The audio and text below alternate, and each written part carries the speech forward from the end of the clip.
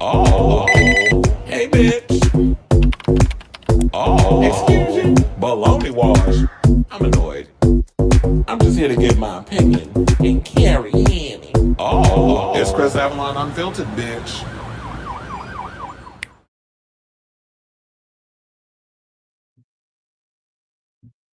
Hey, y'all, welcome and happy Tuesday. It's your boy Chris Avalon, and welcome to a brand new episode of Chris Avalon Unfiltered, a show we basically talk about all things going on in celebrity news, pop culture, hot topics, might get a little political. So if that's definitely a show for you, stick around because we have a lot of tea to spill today, including we got to talk about Black Phone 2 and how well it did at the box office, and it's good news for Blumhouse. We also got to talk about Tron Ares. I know I'm beating a dead horse at this point, but we found out how much the budget was for this movie and how much they're standing to lose in regards to this big box office flop for Disney. Tom Holland, there was rumors that he was going to be James Bond. That story, apparently, they're saying he's out, and I'll tell you why. And I'll give my overall thoughts if I even thought that he was a good idea to be James Bond. So we'll get into that. And then there's rumors circulating going around about Warner Brothers Discovery is for sale and how there are a lot of companies circling the drain trying to buy up Warner Brothers Discovery. Because we got to get into this Britney Spears, Kevin Federline stuff. His memoir came out today. We got to talk about what big old flop it's going to be. So we got to get into that.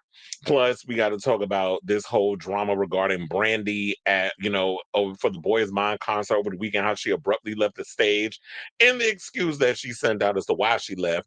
Then we got this petition that is starting to blow up regarding people wanting to replace Bad Bunny with some corny ass country music artist that nobody's gonna care for, and the ratings will be in the toilet. So we'll talk about that. Plus, there's this old wives' tale going around regarding Janet Jackson and Tupac on the set of Poetic Justice is being brought up in a new book that's coming out.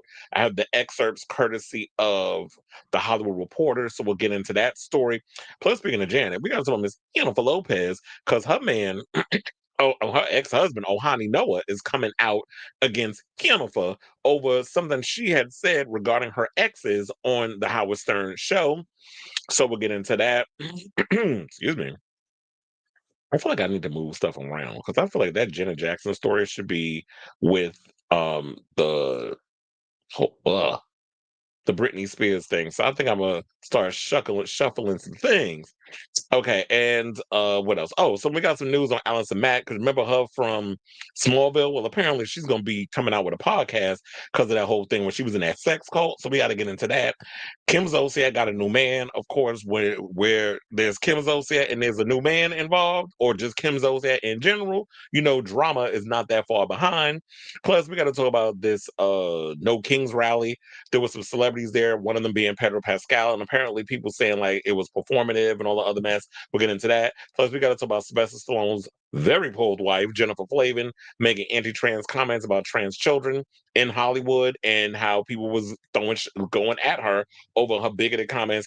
And we have some news regarding Project Runway. So that and a whole lot more. So before we get to said topic, if you could please do me a solid and hit that like button. If you're new to the channel, hit that subscribe button. And also be sure to smash that notification bell. So that way you know when we go live with a brand new episode of Chris Avalon Unfiltered. You already know I'll be putting in timestamps, all that good stuff into the show, as I usually do once I'm done with, spilling all the celebrity tea and all that good stuff. So yeah. So without further ado, I was like, wait a minute, I had to move some things around before I even get to that. Let me close some of these windows before I get to the main topics. All right. So now let me hit my banner. I see we got a couple of people in the room already. And without further ado, let's get into topic number one. So I guess a huge congratulations to Black Phone 2 is doing well at the box office.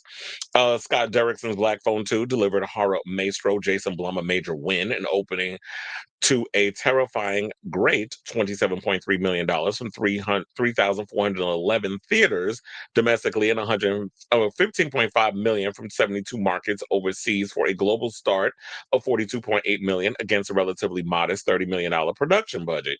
According to final weekend numbers, the Pig's debut follows a string of misses for the Universal-based banner, culminating with a pricey flop, Megan 2.0, earlier this year. Yeah, I finally got around to watching Megan 2.0 because it's on Peacock, the unrated version. I thought that movie was so damn stupid. Now, don't get me wrong, I was entertained by the shenanigans. And then at one point, why is Megan breaking out in the song? There were just so many things that was going on in that movie. I'm like, huh? I went along with it. Overall, it was a dumb movie. And I just feel like I've always said that Blumhouse and pretty much Megan is a reflection that, as well as Five Nights at Freddy's. Although I do want to see the sequel, it does look relatively entertaining. The trailer for the sequel was actually shown before the Black Phone during the coming attractions. So I was intrigued to want to see it. I still am.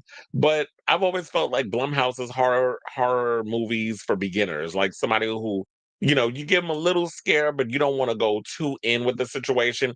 And to be honest, I liked the Black Phone. I mean, I like Black Phone too. I keep calling it the Black one. It's Black Phone too.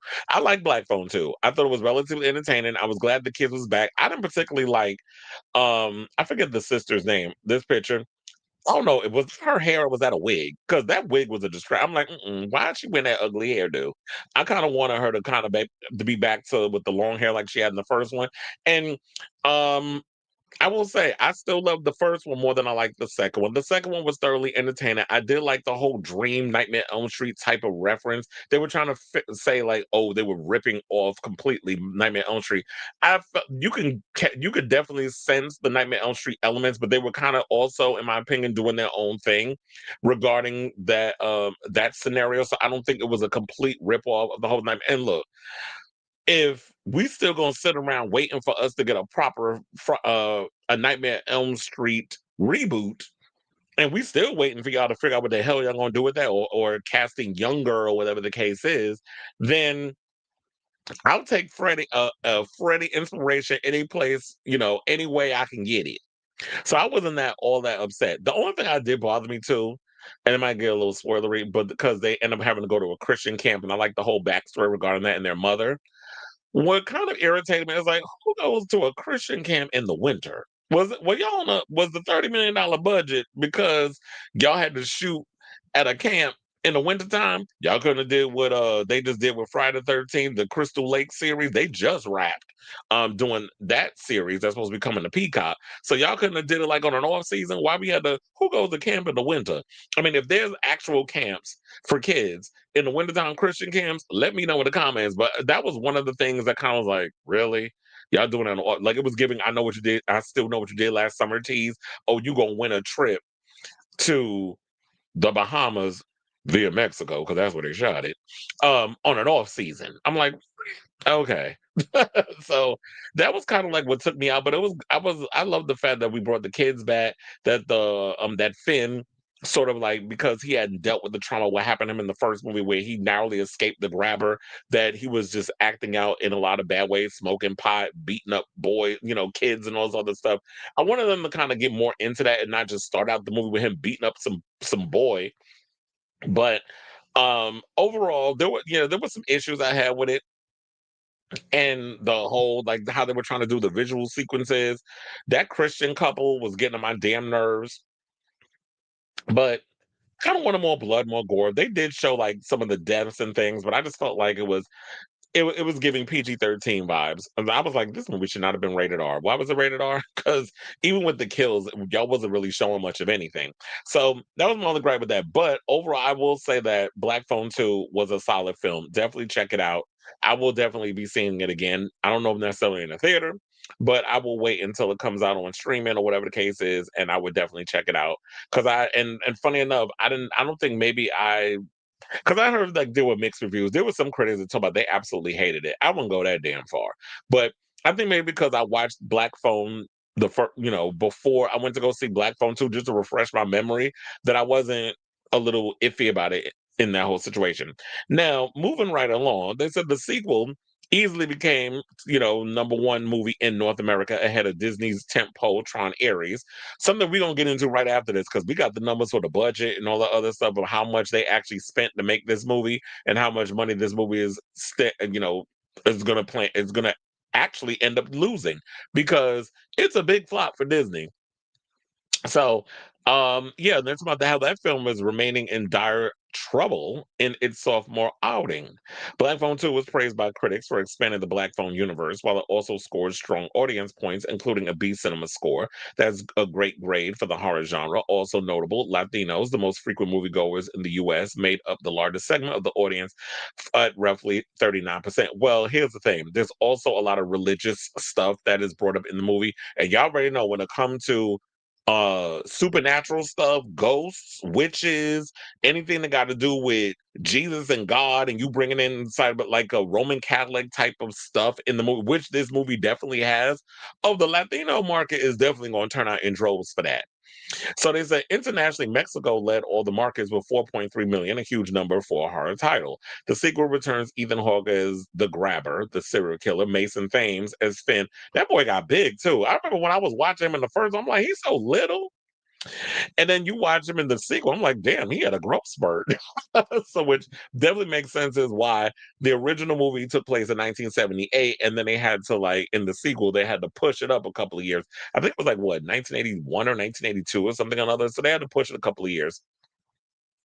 I think they definitely had to move it because I think when Finn started out, I think he was he in high school? He might have been in his freshman year or something or another. I can't remember. But yeah, so Mason Thames, I already brought him up or whatever. And then we had Madeline McGraw, that's who played his sister Gwen, who, that mouth of hers. It was like from the first one, she was funny in that one, but in the second one, I was like, girl, your mouth. Um, and how the fact that these kids have like this gift that comes from their mother where Finn can hear a dead phone ringing where spirits are calling him, and the sister basically sees, she gets clues and things that was passed down to her from her mother, where it's like when she sleeps and has dreams or whatever, she gets clues about things that have been happening to, in crimes and things. It reminded me of something. You know what that reminded me of? Remember that show Medium back in the day with Patricia Arquette?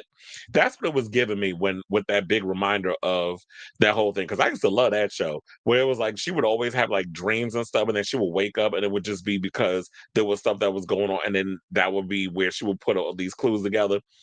At least she was a more likable Allison Dubois. The real life one, we already seen how she turned out when we saw her in the Housewives of Beverly Hills that first season. But for the most part, the Allison Dubois that Patricia Arquette played, I feel like I like her more than the real life one. So moving right along, and then they said that heading into the weekend, Universal had the movie's debut at 18 million, but pre-release tracking turned out to be right in predicting that the R-rated sequel would come in ahead of the first film. Black Phone, opening in 2021 when cinemas were first recovering from COVID, started off with a 23.6 million in North America, on its way to turning into a sleeper hit, amassing more than 161 million in worldwide ticket sales. That was before horror fatigue struck the box office, not adjusted for inflation. Wait, we had a horror fatigue at one point? Because I don't remember that. I just feel like when it comes down to horror films, it's either they good or they're not. I don't think there'll ever be horror fatigue unless you overflood the market with just a lot of crappy horror films. Then we do get that horror fatigue. Kind of like with superheroes. I don't have superhero fatigue, but if you're giving me mediocre superhero movie fatigue, that's what I got the fatigue for. Because it's like, if it's a good superhero movie, I'll go and see it. But if you're giving us the same tropes and thing, and just because you throw some razzle dazzle and some crazy special effects and a superhero in a film, like if you're going to give me a bunch of Black Adams and a bunch of Craven the Hunters and a bunch of Morbiuses and a bunch of Madam Webs, then of course you're going to continue to see a bunch of bombs at the box office. And I think like superheroes are starting to recover a little bit, but I don't know. Maybe we are in a moment of superhero fatigue. But so far, I did see an article that said 2025 has been a great year for horror, and that's because we've been coming out. They've been giving us so many really good ones, particularly like when we had Sinners, which is going back, and what I just heard is going back in the IMAX on Halloween. I wish I could see it, but I'll be working Sabrina Carpenter, and then right after, I got to go see a friend of mine play Dr. Frankenfurter in Manhattan. He's doing Rocky Horror Picture Show. He does it every year. So I got to go see him perform that right after I'm done with doing Miss Sabrina. So I won't be able to go and catch this movie, unfortunately. But with Sinners, Bring Her Back, and so many other great horror movies that have come out this year, this has been and Weapons, which comes out this week on HBO Max. So if you haven't seen it yet, definitely wait for that one. Like there's been so many great horror films, even Companion, y'all slept on that movie, but that was another good one. And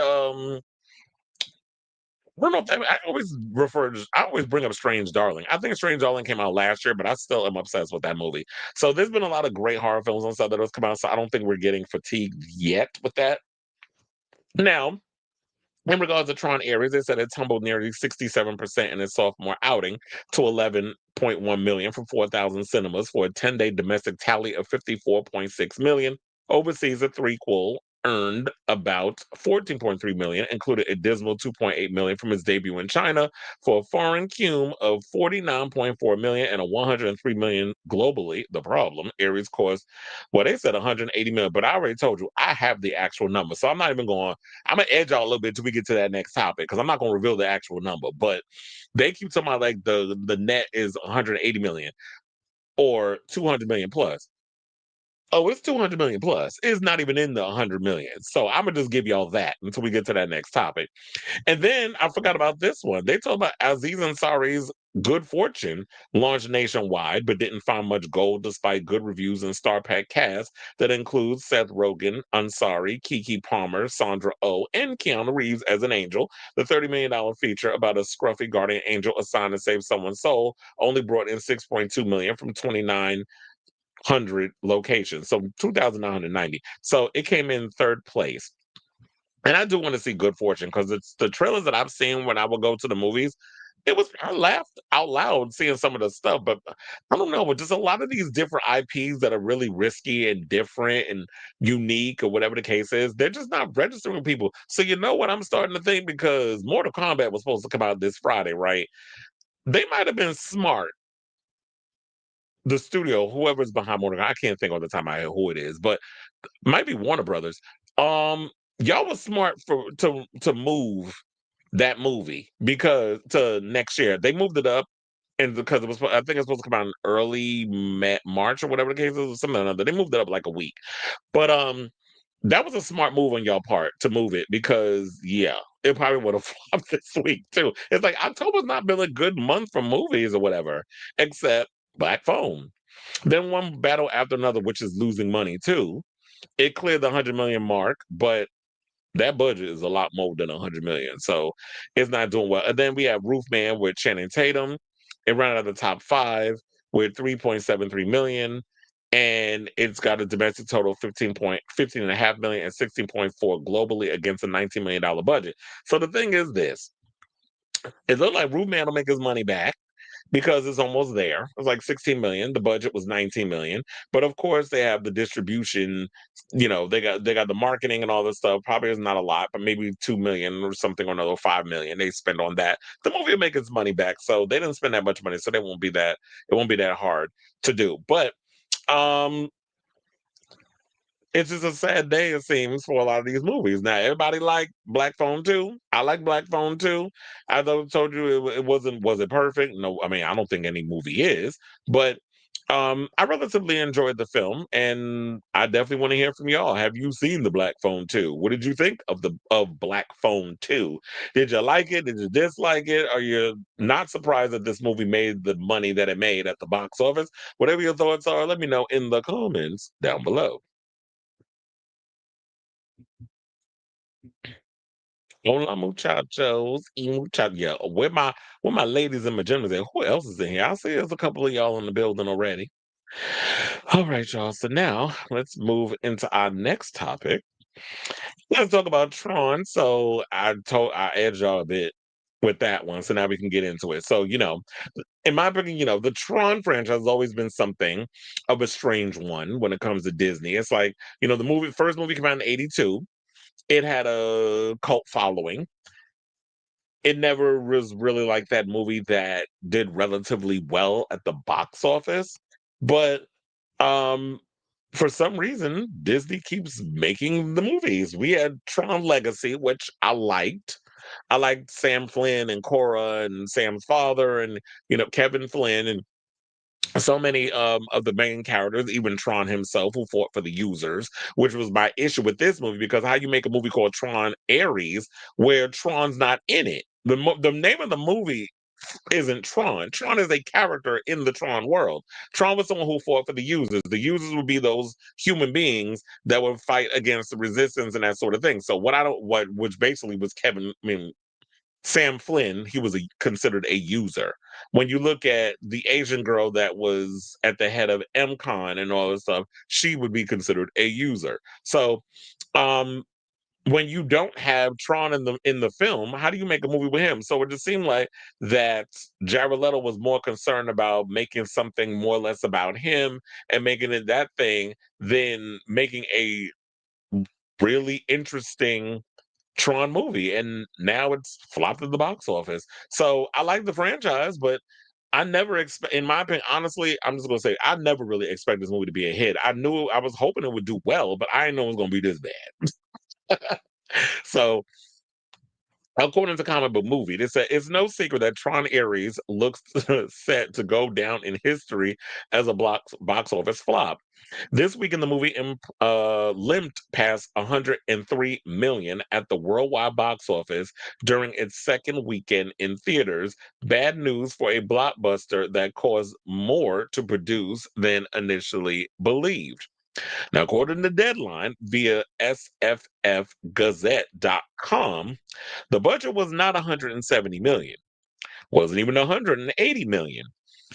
Child, it wasn't even 200 million. The number was actually 220. $220 million they spent on this damn movie. So they said a staggering sum for a movie that's likely to make only 160 million at the global box office by the time its run ends. And that's being optimistic, which is worse because even with Tron Legacy, like Tron Legacy, I don't remember what the budget actually was. Hold on, let me see if I could look that up. Um Tron Legacy budget. Okay, so it said it was a modest commercial success. Now, the budget was $170 million. It grossed 409.9 million during its worldwide theatrical run. And this was about 15 years ago. So that's not bad, in my opinion. But I wonder how much they spent on the marketing. Now, the problem that I think that people have with that was Disney felt like it wasn't enough. They felt like, okay, yeah, $170 million budget, 400 million it cleared, or 409 it cleared, still not enough for us to be satisfied commercially. But Aries is about to be 10 times worse. And I feel like with the visuals and everything, yeah, the visuals, it's great to look at, but it doesn't invent the wheel. It doesn't give us anything new. Like when you look at a movie, for example, like The Matrix was something that took something that was sci-fi. And when it comes to, you have to always think like when it comes to sci-fi and horror, those are the two genres where it's like it has to speak on social, you can say socioeconomic issues, anything to deal with sociology. It has to say, what does it say about our world today, and what are you trying to say in regards to our world? And then so with what you had in the Matrix, you had humans going against the machines. You also had like the oligarchy. They brought that in there. Then they also brought in philosophy and spirituality and all these other things that was that was brought in there.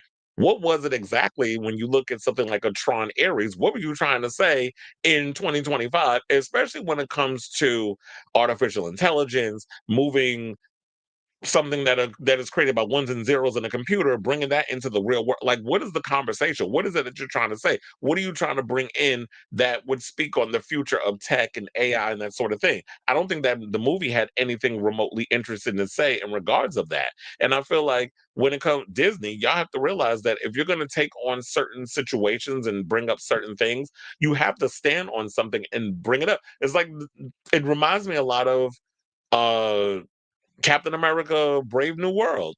If you're going to go and you're going to have a black Captain America and you're going to talk about all this other stuff that's going on in there, what are you having to actually say about these characters instead of, oh, let's just plot this black superhero into a story that has nothing to do with him? Hence, Incredible Hulk and Betty Ross and all these other people. Like, this ain't Red Hulk, and it's like, this ain't got nothing to do with him. He was never in the Incredible Hulk movie. So why are you putting these plot points in a movie that has nothing to do with him? Because you're afraid to go and speak on things. It would have been interesting to talk about, like, how, the military are chewed up and spit out by government, or see, that's saying something, or black men and how they were treated in regards of the history of the military and that sort of, especially in America. Oh no, we can't touch that because we want to come across as well, because we don't want to do. So it's like, you can't go and try to tell a story and do things if you don't want to engage in the conversation and have something, like, stand on it, stand on business. If you go and stand on something, if you got something to say with a story,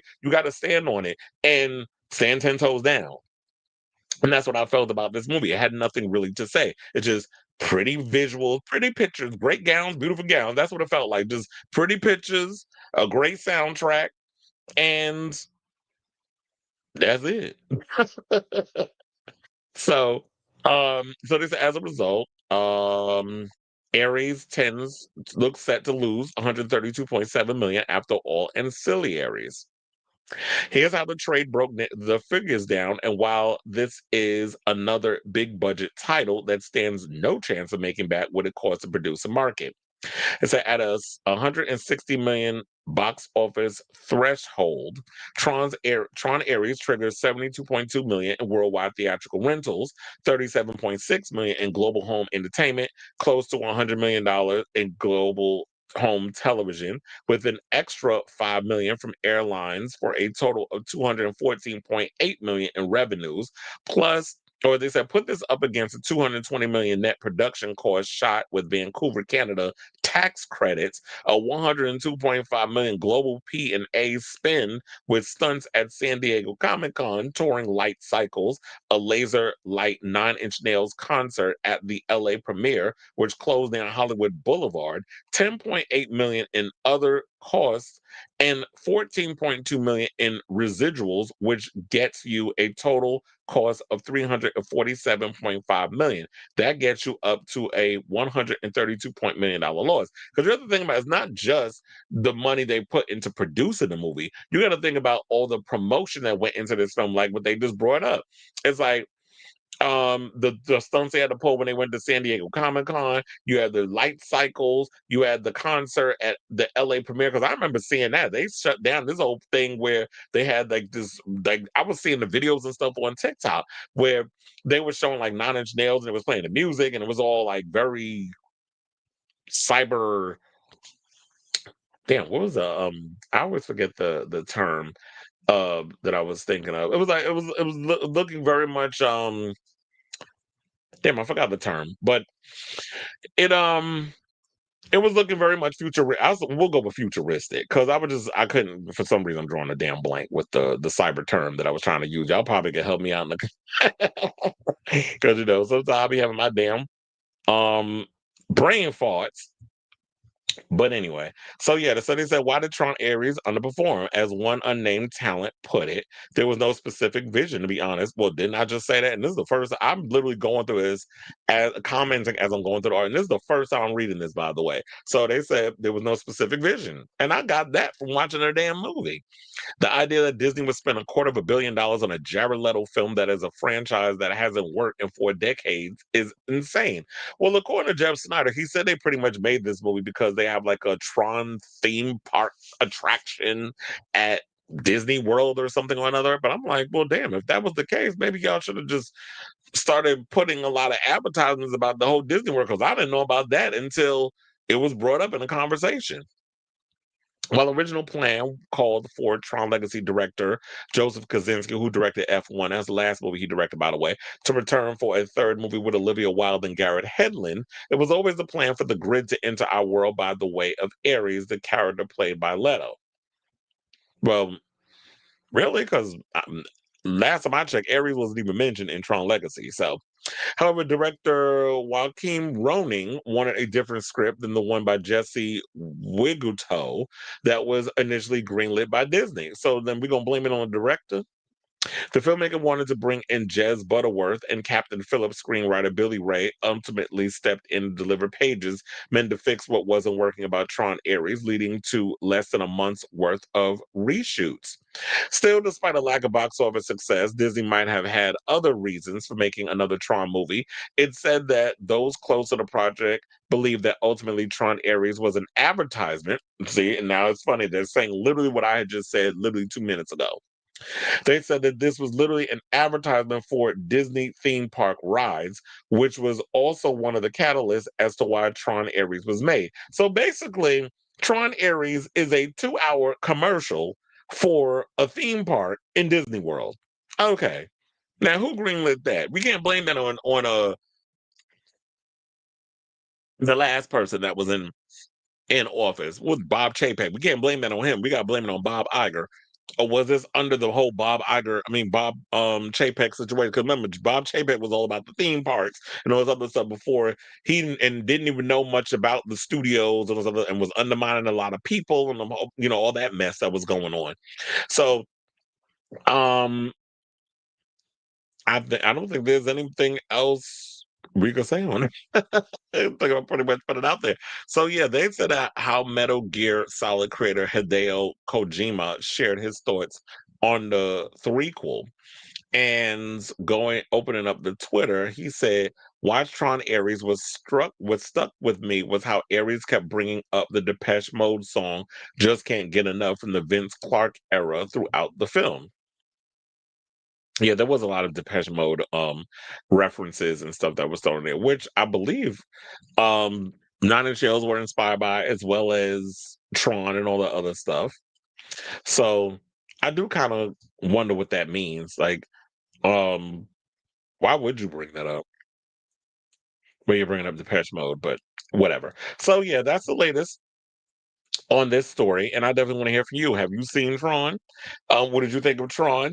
Are you surprised that this movie is flopping as hard as it is? And are you gagging over the actual budget of this movie now that you figured out it's like $220 million? Y'all are crazy. And all this for a theme park? Child. Whoever came up with this whole thing, y'all need to be fired. So, or just y'all gonna have to eat that loss. So, whatever your thoughts are on this matter, let me know in the comments down below. That's a good question. How much? Because they didn't even mention that. What was his pay? Or is he someone that gets like money off the back end or whatever the case is, instead of getting a paycheck up front? I believe there was a protest, but here's the thing: do I think that Tron Ares flopped because of Jared Leto and the allegations? These allegations had just come out around like earlier this year. But if that was the case, Tron Legacy didn't do all that well. I mean, it did way better than this movie, and that was 15 years ago. But Disney considered that not a big money maker for them. The first movie wasn't that big of a money maker, but I guess because it's the first movie, it's cult following. But it's the same thing with what the hell is that other movie? Blade Runner. I love Blade Runner. Blade Runner's never been a big box office success. And I love the original, the different, Taylor Swift as variant versions of it. Because there's a lot. There's many of different versions of Blade Runner running around. And then we have Blade Runner 2049, which I love. I went to the movies and saw that twice. So that's how much I love that movie. And I've watched it so many times. And I'm a big Denis Villeneuve fan. So I love what he did with that movie. But and then also like Jared Leto's never been a big breakout star. Morbius was a flop. I still can't believe I went to the movies and see that. But I own a friend, so it's not so bad. But I still can't believe I went to the movies to see that crap. So it could be that too. Because I did hear that there's a story going around that a lot of people unsubscribed for Disney, but they also said that, I mean, since the whole Jimmy Kimmel thing, but then also there were people, wait, let me see.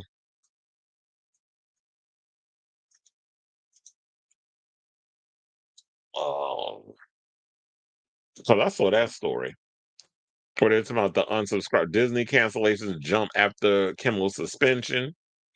And then it was like, yeah, they went up. So this goes to show like how fake people are.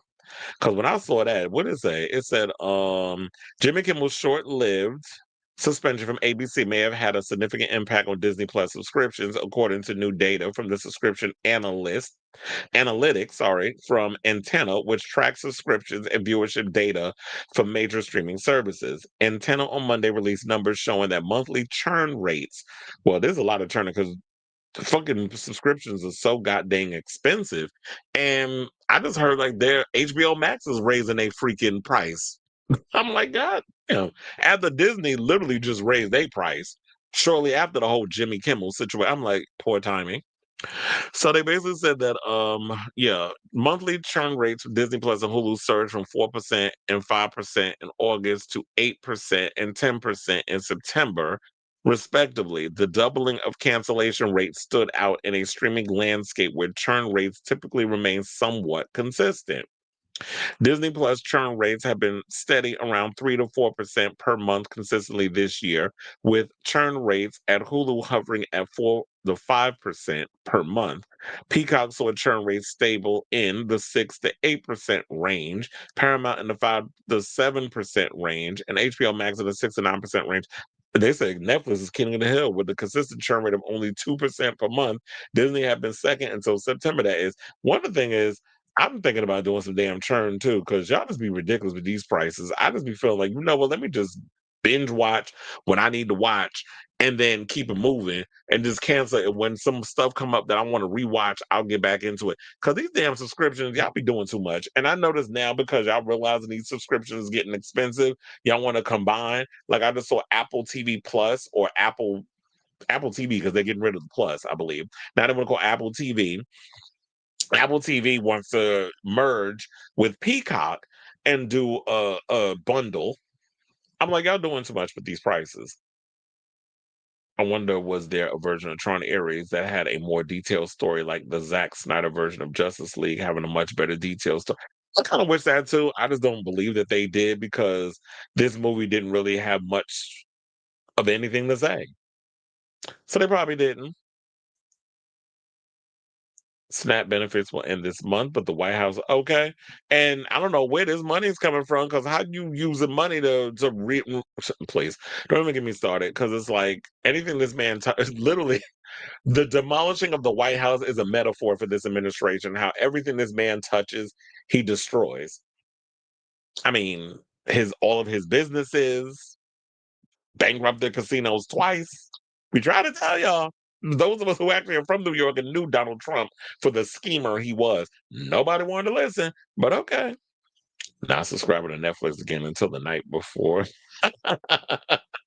Stranger Things 5 drops. Oh, speaking of which, I just heard that they're going to drop the finale of Stranger Things in movie theaters.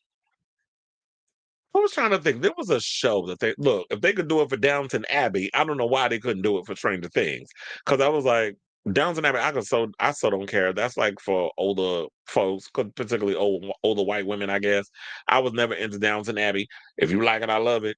But for the most part, like with Stranger Things, like I've always said they should do that with shows. Like drop the finale or whatever the case is in a movie theater because then it gives like that whole cinematic vibe. I would love to see that on the big screen. Even though I believe Chris Sarandon said that he wasn't planning on doing something like that, but I guess they changed their mind. Because I believe that, or no, people want to see the shows on Netflix. That's where they'll want to see it. I'm like, but some of y'all need to really think of the bigger picture. Some of the, I hate you. Some of the some people look at certain things, but it's like, no, maybe you could put that in the movies and milk it and make some money. Look, just I don't know why Netflix doesn't think about that, but they always seem like they think about that as an afterthought, kind of like K-pop Demon Hunters. Like K-pop Demon Hunters should have been something that was released in the movies, but because of the success of the songs and everything, then they're like, oh look, let's do a sing along, let's milk it. I'm like, y'all late. And now they got Frankenstein in theaters, which I want to see. I've been looking to see if it's out yet, if there's show times for it, because I definitely want to see Frankenstein in theaters before it comes to Netflix next month. But I can't find no theaters that's showing it. But anyway, let's move on. All right, y'all. So now let's get into our next topic and let's talk about this Tom Holland tea that's been going around. So there's been rumors swirling that Tom Holland has been in the running to play James Bond, which, quite frankly, I was against that from the beginning. I'm like, first of all, every time I look at Tom Holland, and it's no shade to him, but I just feel like sometimes, I don't be wanting to typecast celebrities into certain roles, but I can't look at him beyond Peter Parker. And then on top of that, when he does play certain characters, he always looks like a little boy. So even though I know you pushing 30, but you still look like you 12. And blame it on the fact that you got youthful genes. But the reality is I didn't buy him as Nathan Drake. And when it came around, which I'm really hoping they'll make another one because I can't stand Mark Wahlberg, stupid ass. And also, I don't particularly see him as James Bond. I just feel like if you're going to do James Bond need to be somebody who's in his mid 30s. I can't see someone who is in the late 20s because I get it. Y'all want to have a character that can play the same role for maybe 5 or 6 movies because Daniel Craig played him for 5 movies. But for the most part, I don't see um Bond as I don't see Tom Holland as Bond, is what I'm trying to say. So, according to reports, they said the reason why he can't do it is because he has signed a contract with Marvel that stops him from starring as the famed character. And this is according to The Sun. So, we could take this with a grain of salt, but I do hope it's true because I don't want him to play. So we'll just go along and just give our opinions. So his contractual obligation prevents him from agreeing to any job that could overshadow his commitments with filming Spider-Man. An insider told the publication Tom can't play 2 superheroes. It just won't happen. So how come when he wasn't playing Spider-Man, he was playing Nathan Drake? That's another superhero. I mean, it's in the video game world, but that's another superhero. So I don't know if I necessarily agree with this. And there's been many actors who have been in the world of the MCU, Disney, whatever, that have played a multitude of different characters, superhero type characters. Chris Evans is one that comes to mind. So quickly comes to mind, actually. So they said the insider told the okay, yeah, he can't play 2 characters. Then it says some indications have also been hinted at in terms of the plot as it is believed that the storyline will explore the dangers of AI. Hopefully y'all handle the whole AI thing better than Tron did. The Insider continued, this is the first Bond of the AI era, and the plot is going to reflect that. Writers are going to have some fun. Well, hopefully it'll be AI, because, Bond, one thing is big about his gadgets and tech and all that other stuff, but you got Q who comes up with all the gadgets and things. And I do feel like you need somebody who's in that hybrid age, which I would say is like maybe 35, maybe mid to late 30s, where it's like you grew up in a time where it was pre-internet, before internet became what it is today. Like you're aware of what life was like before the internet became this thing that some of Gen Z and or the younger Gen Z and mostly Gen Alpha have depended on, because that's the era in which they grew up in. Some Gen Zers, or I could even say like millennial, whatever, a little bit of that, because if you're gonna have him be in his 30s, he would be a millennial, right? Or elder Gen Z, whatever. Um, they kind of on the cusp of that whole situation. So you need somebody who could be in between, where it's like they are aware of AI, they're not fully dependent on AI, but they or tech, but they understand like what the world was like before tech became this thing that has pretty much taken over a lot of our lives at this point. So they said the next Bond movie has to feel bold, fresh, and relevant, especially after such a long break. And this is from the Daily Mail that was reporting this. They said they contacted Tom Holland's reps for comment. Child, he ain't gonna talk to y'all. He busy filming that movie, which I'm hearing all these different characters are in it. They just recently saw there was a Mark Ruffalo spotting on set where he had like a bloody face, or whatever. So people are like, oh, the Hulk is back and he's gonna make an appearance. I just hate the fact when people start spoiling things because they're doing these outdoor shoots. Or maybe it was intentional on the studio's part just to get us talking. Because if they really wanted to keep a secret, they would have found ways to do that. Now, they said various big name stars have been linked to the coveted role in recent years, including Idris Elba. I love Idris, but he's too old. Tom Hardy is in his is like 46, 47. I think they're gonna go younger. I like Aaron Taylor Johnson. He fits the perfect age. Jacob Elordi is a good one too. He's very tall, 6'4". I could definitely see him playing that part if he's willing to be up for the role. And then they said Harris Dickinson, who I think was in that sex movie with Nicole Kidman, right? The franchise's 26th film will go into production next April at Pinewood Studios, Buckinghamshire. Now, Stephen Knight, who created Peaky Blinders, will be tasked with the writing the storyline, and director Denis Villeneuve is set on casting an unknown Brit as James Bond. So I think that's where they need to go. You can pick some kid that you could pluck him out of, British acting school or whatever the case is, and get an unknown in it. Because here's the thing: when y'all pick Daniel Craig, I don't think many people knew who he was. When y'all picked Pierce Brosnan, he was known from Remington Steele and a couple of TV shows, but nobody really knew who he was. I think the same thing with Roger Moore. George Lazenby only did one. Um, who else? Sean Connery. I don't think many people knew who he was beforehand. So you got to pick somebody that has done a couple of things, but is not a big name that's going to be a distraction. And I do feel like, while I like Aaron Taylor Johnson, he could be a distraction. Idris Elba, I would love a Black Bond, but um, I just feel like he's too old for the part, even though he looks relatively young. Like Black don't crack, but still he looks a little older. But I like the fact that Denis is doing this, but he's got to finish up his Doom 3 or Doom Messiah and all that other stuff. So they said he intends to focus his attention on the task after he completes production on Doom Part 3, which reports that the filmmaker is seeking a fresh face for the role. It also emerged that the next Bond will be male, duh, as written by creator Ian Fleming, and he'll also hail from the British Isles. However, the new Bond won't be announced until 2026, despite years of comment and speculation about the franchise's future. Well, yeah, that when they're close enough to want to start filming the movie is when we'll find out who their actor is. But at the end of the day, as I said before, I never saw Tom Holland as Bond. I don't think there were rumors that they were saying Taron Egerton, they want him in it, but I don't think he would do it either, because he said on when I remember when I watched him on the Happy Sad Confused podcast, that he said he's not too fond of the trappings of fame, and he likes being able to kind of get lost in the role and be incognito. He doesn't want that pressure of being like this big A-list movie star. So I don't know if he would change his tune and be like, you know what, I'll play Bond. I mean, quite frankly, I'd rather see Taron Egerton play Wolverine, even though I've heard rumors that they're still trying to keep Hugh Jackman around playing Wolverine. I was like, child, first of all, that man is pushing 60. There's no way in hell with all them human growth hormones and steroids that he's taking humans be able to keep up that body at his big age. And I feel like at this point, if we're trying to move things forward, especially with Disney, the MCU rebooting and the X-Men and all that other stuff, we need a new Wolverine. Hugh Jackman, you had a good run. We're ready to, well, I am. I'm ready to move on to somebody new. We can't just keep talking about that we want to move things in a different direction, bring in new X-Men, this, that, and the other, and you still want to keep certain characters around. It's like, no.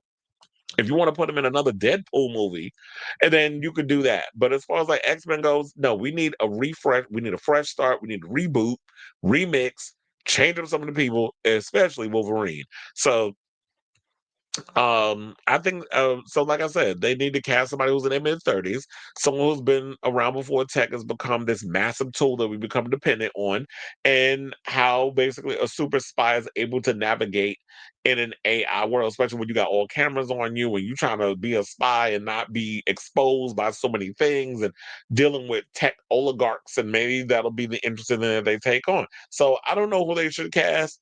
But whoever they decide to cast, I just hope that it's a British actor who's relatively unknown that could definitely pull off the role, and I'll be here to see what they do when the time comes. Because I trust Denis Villeneuve, who's, as I always said, one of my favorite directors working today. So I say all this to say, what do you guys think of this story regarding these rumors regarding that Tom Holland is out of the running as James Bond? Because according to the trades, or according to the tabloids, I should say, because Daily Mail, you could take what they say in the Sun. You can side eye a lot of things that come from them, especially with the agendas that bigoted website Daily Mail has to say about certain people, and how they love to weaponize that word woke when it comes to certain conversations regarding certain things. Um, do you believe that this story could be possible, whatever? But I'm hoping it's possible. I mean, it's true, because like I said, I don't see Tom Holland as James Bond, I think they need to go with a relative unknown. That's somebody who we could literally get lost in this character and it not be somebody that I'm gonna look at and just be like, oh look, it's Spider-Man with a British accent playing James Bond, a super spy. So let me know what you guys think of this story in the comments down below. On. So now let me answer. I never took the idea of Tom Holland being James Bond seriously. He does look and is too young for the role. His name probably got thrown in the hat simply because he's European. With it, yeah, pretty much because he British.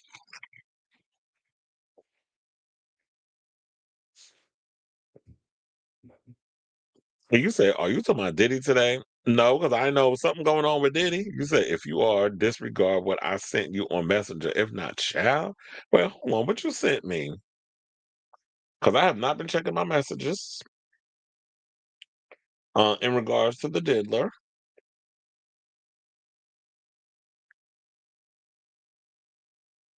Oh, that thing about Donald Trump commutation of Diddy and the fact that how TMZ basically said that they were going to they revealed it and then the White House no we not and they was like we stand by it because this is some tea that came out and it's a fact.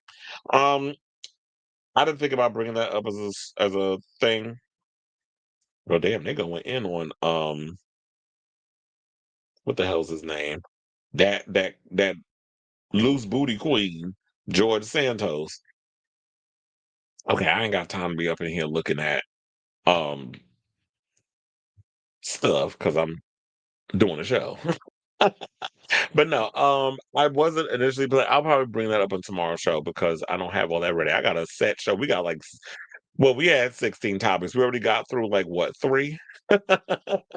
So yeah, how many did we do? Yeah, we did three topics out of 16, if I can think of what the top of my head. So we got a long way to go. I don't want to add no more to the docket. I'll probably add that one in tomorrow.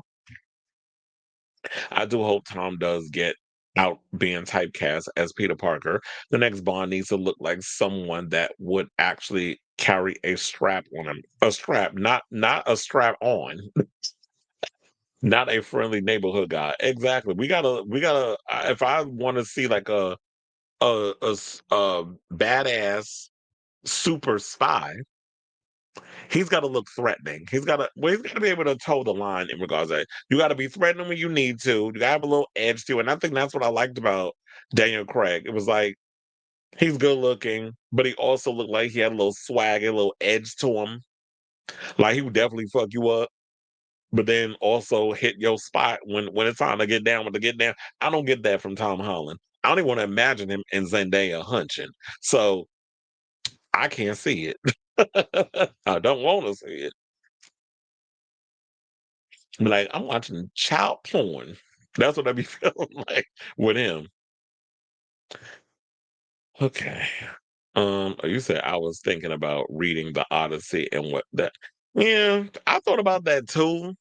But then I was like, and then this is before I even knew about the whole thing. Well, I was looking at it like, how how many pages is in that book? So that's kind of what's been deterring me from wanting to read that book. But I remember reading Homer's. I don't think I ever read Homer's The Odyssey. But I'd be interested to see like what that movie is when it comes out. All right, y'all. So now before we get to the mess, that would be Brittany and Kevin. Let's get into our final cinema topic.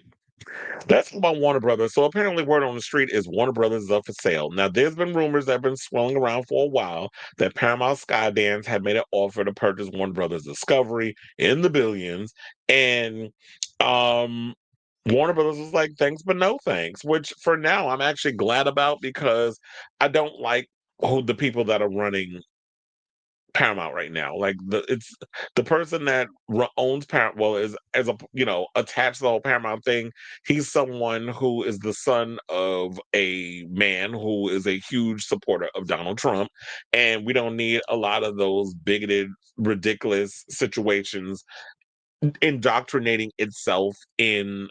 our TV and film and stuff. Like, if you want to do conservative type stuff, then that's great. But I don't want it to affect or it get to a place where because these people are who they are, that you're going to try to put a lot of your agendas in killing the diversity that has we've been getting as of late from Warner Brothers. Like Warner Brothers has had a great year, but regarding a lot of the different types of movies that we've been getting, we've been loving, from Sinners to Weapons, and everything in between. They've had a great year. Final Destination Bloodlines. There's been a lot of really interesting stories featuring a full, diverse cast and a lot of things like I feel like if we get someone like the Ellisons that buy Warner Brothers, we won't get more Sinners type things being told because, oh, you're trying to be anti-white and all these other things. So you know how these people are and these corporate animals and cannibals and oligarchs. So that's kind of like where my fear comes with, any of the Ellisons wanting to dip their nasty demonic hooves into Warner Brothers. It's like, can you try to focus on Paramount and all that other stuff and not try to buy up every damn thing? Like, what's the point of you buying up all these studios? And you haven't even figured out what the hell you're doing with Paramount. We just had some people sidebar wondering what's going to happen with RuPaul's Drag Race because there's been rumors floating around that RuPaul's Drag Race may get affected because of who's running Paramount. So far, we haven't heard any bad news in regards of like what's going to happen with the future of Drag Race. Drag Race seems to be safe for now.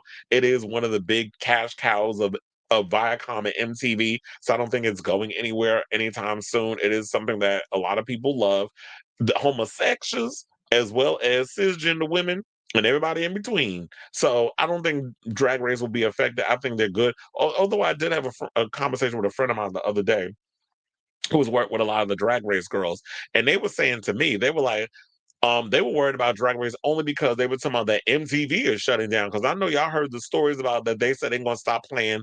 They're shutting down a lot of the music video channels, whatever. I'm like, chill. First of all, regular MTV ain't played a music video since like 2001.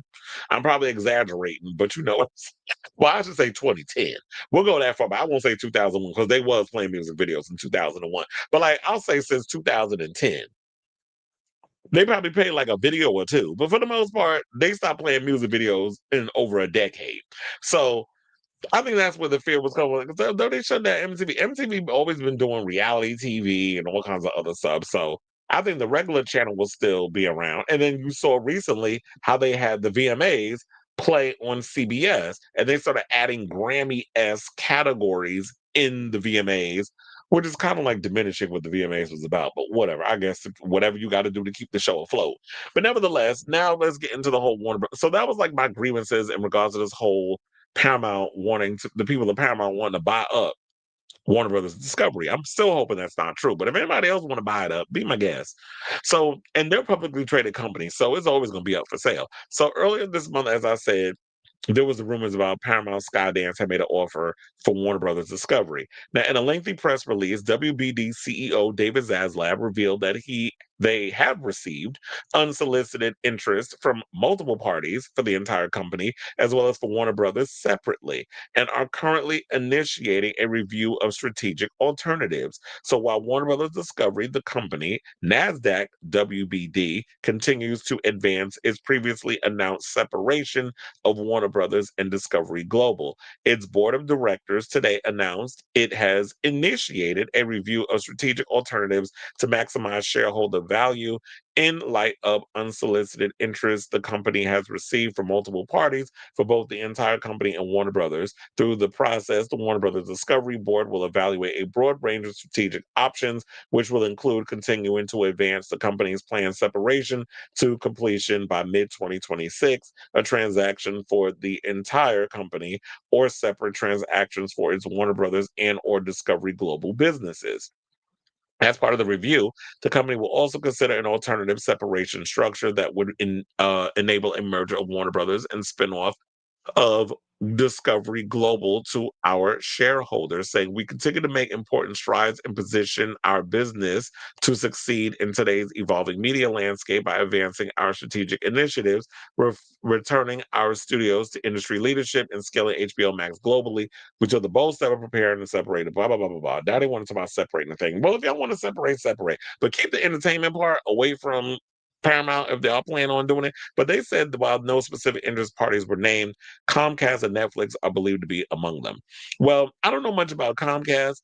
I don't know about Netflix because when it comes down to Netflix, I don't know if I like that idea because Netflix, to me, y'all don't really value a lot of the content that y'all put on Netflix. Y'all just throw it up there and just and be like, go in and let have.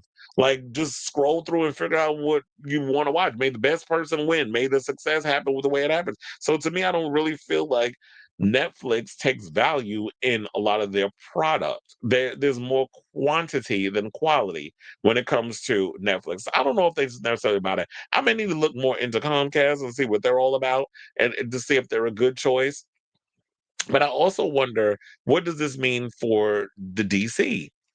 Because now we have James Gunn shepherding the new DCU era, and whoever comes in, does that mean that you're going to push James Gunn out because you're like, well, we don't like what you're doing over here. We don't like some of the stories that you're telling. We don't like the direction that you're going with Superman and all these other characters. Now you're trying to market everything around this Superman universe when we should be having a diverse series of characters. Let Wonder Woman stand on her own. Let Batman stand on his own. Let the Brave and the Bold be its own thing versus what they're doing over there with the Battinson universe. And um give us different variety of things with what else we got? Clayface coming, we got Supergirl coming, but it's like you trying to make everything surrounding, it revolving around Superman.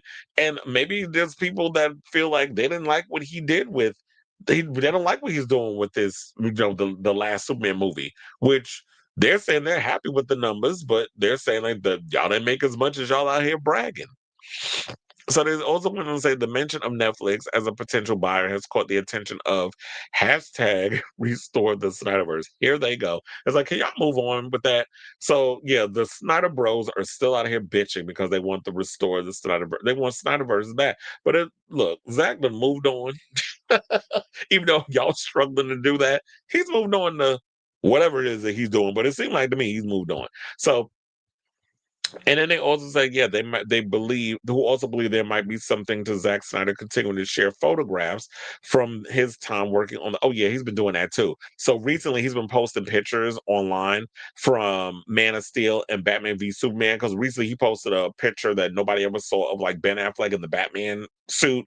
Then he posted a picture of Kevin Henry Cavill as Superman recently. So it's like you coming across like you moved on, but then again, you still kind of fanning the flames a bit, because just when you posted a picture online, now you got the fans starting their mess, and you already know what happens when they start speculating. It's like you start kicking up old dust, and it becomes a whole situation.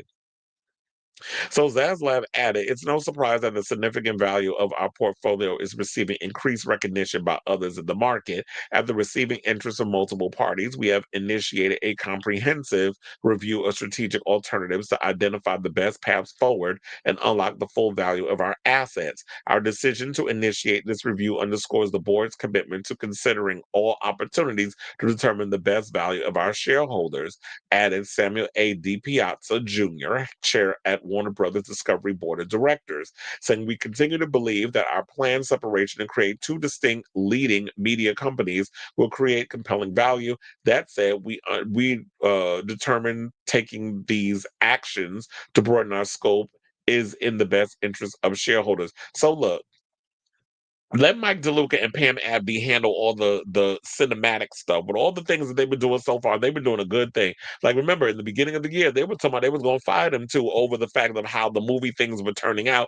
And look, Mike DeLuca and Pam Abdy basically just gave out. It was like, now we here to negotiate, and look, they got their contracts re-up because they proved that with all the movies that was coming out this year, the back-to-back successes they've had, starting off with Sinners and ending with Weapons, that they were able to accumulate so much box office success. Yeah, they've had their misses, but there were more hits than misses, and they can't deny that over at Warner Brothers Discovery. So let them handle the cinematic stuff. Let James Gunn do what the hell he doing. At least give him a chance, I say. Like, Superman was what it was. I want to see what else he has up his sleeve. Now, if he don't deliver, and if I'm not satisfied with all these other things coming out, then I'll be like, okay, it's time to bring us some fresh meat and somebody who could really give us something exciting, something to be excited over. But so far, I'm just like, Superman was entertaining, but it wasn't like, oh my God, it was one of the best superhero movies of the year. To be honest, I felt like this summer was a bit lackluster with a lot of the movies that came out in regards of like the Jurassic Worlds and the Supermans and those big type of tentpole movies. I wasn't really feeling a lot of those. I mean, I love Final Destination Bloodlines, but for the most part, a lot of the movies that came out this summer, I was not thoroughly impressed with. But maybe it is better off if they kind of split the thing and whoever want to buy up a certain part that y'all want to handle with letting these other companies buy them up, let them buy them up. But as far as like the cinematic part, I want somebody who got some sense on being more open minded and letting all different types of stories being told instead of wanting to push some conservative type agenda that I feel like the Ellisons would do if they were to get their hands on Warner Brothers. So I'll say all this to say, what do you guys think of this story? I'm sure there'll be more on it as it develops. I'll definitely be keeping abreast of the story as it develops until we find out which company will be buying up Warner Brothers Discovery or a piece of it. Whatever you want a piece of me. Whatever your thoughts are, let me know in the comments down below. I think I started singing that because Britney's the next topic. And you said, I was thinking about, oh, yeah, I read that already. It said, Tom and Zendaya, a chihuahua trying to. Or basically, a chihuahua trying to fuck a Doberman. That's what it's given.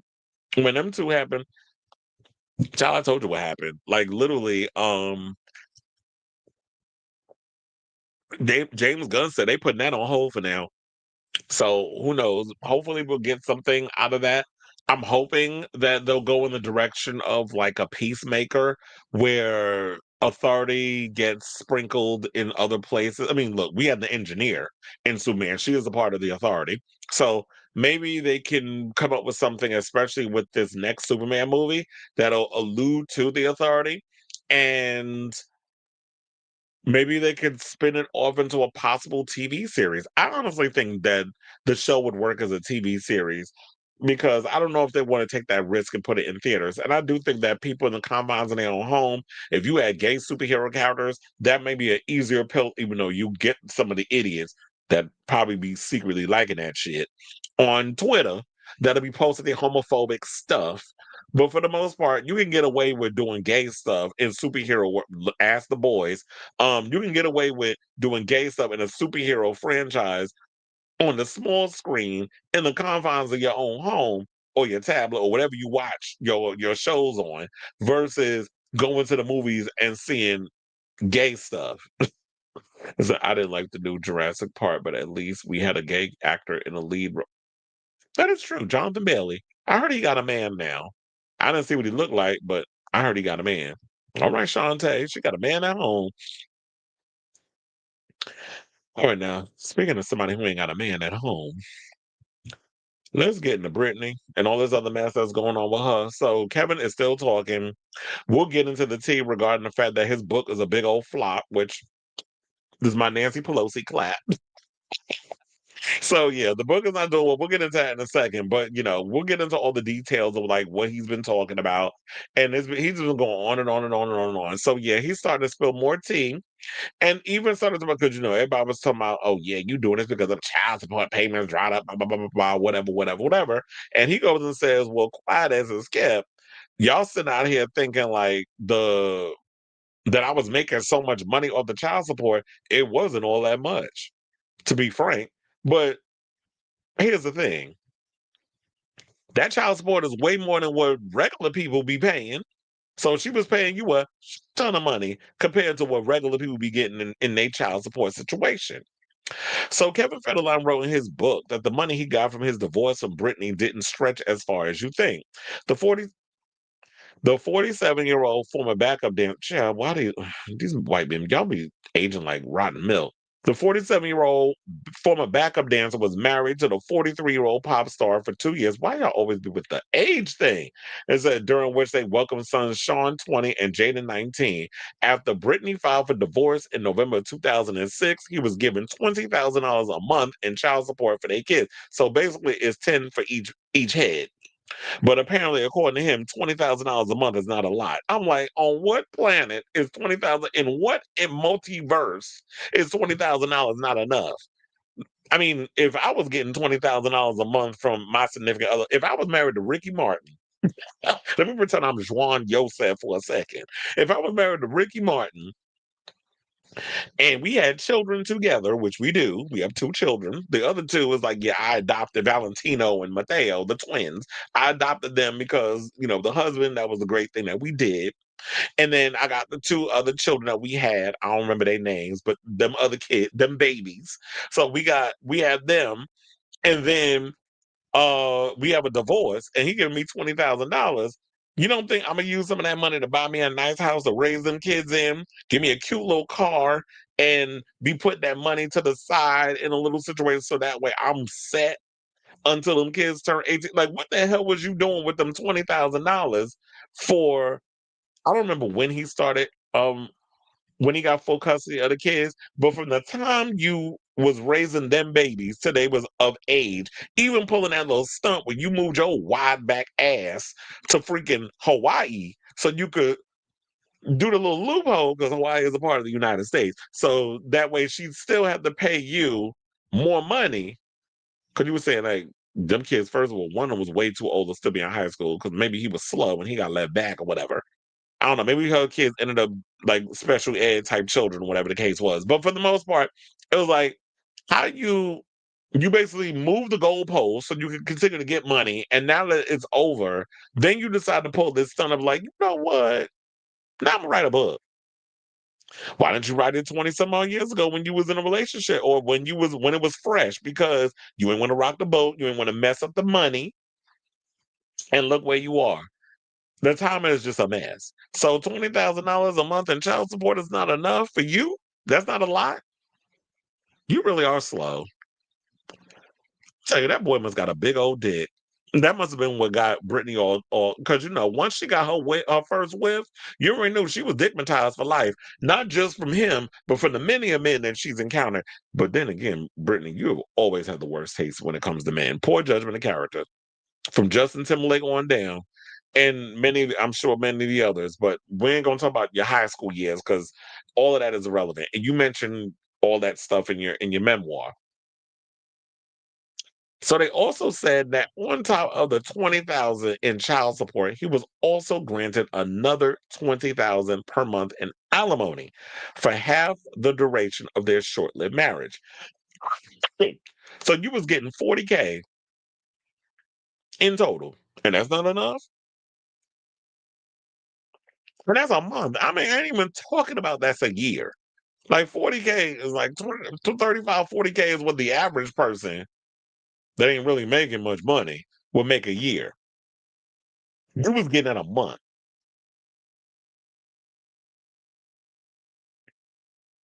I had to think about how much money that is. Um $480,000. Is that about right? Like half a million, almost half a million a year? Because you're making $40,000 a month. That's been like, yeah, I'm thinking 480,000, close to like half a million. You could do a whole lot with that if you don't live in an expensive area. But anyway, so they said, according to a press release, Kevin's tell all you thought you knew. Well, this should be like, you thought we gave a shit.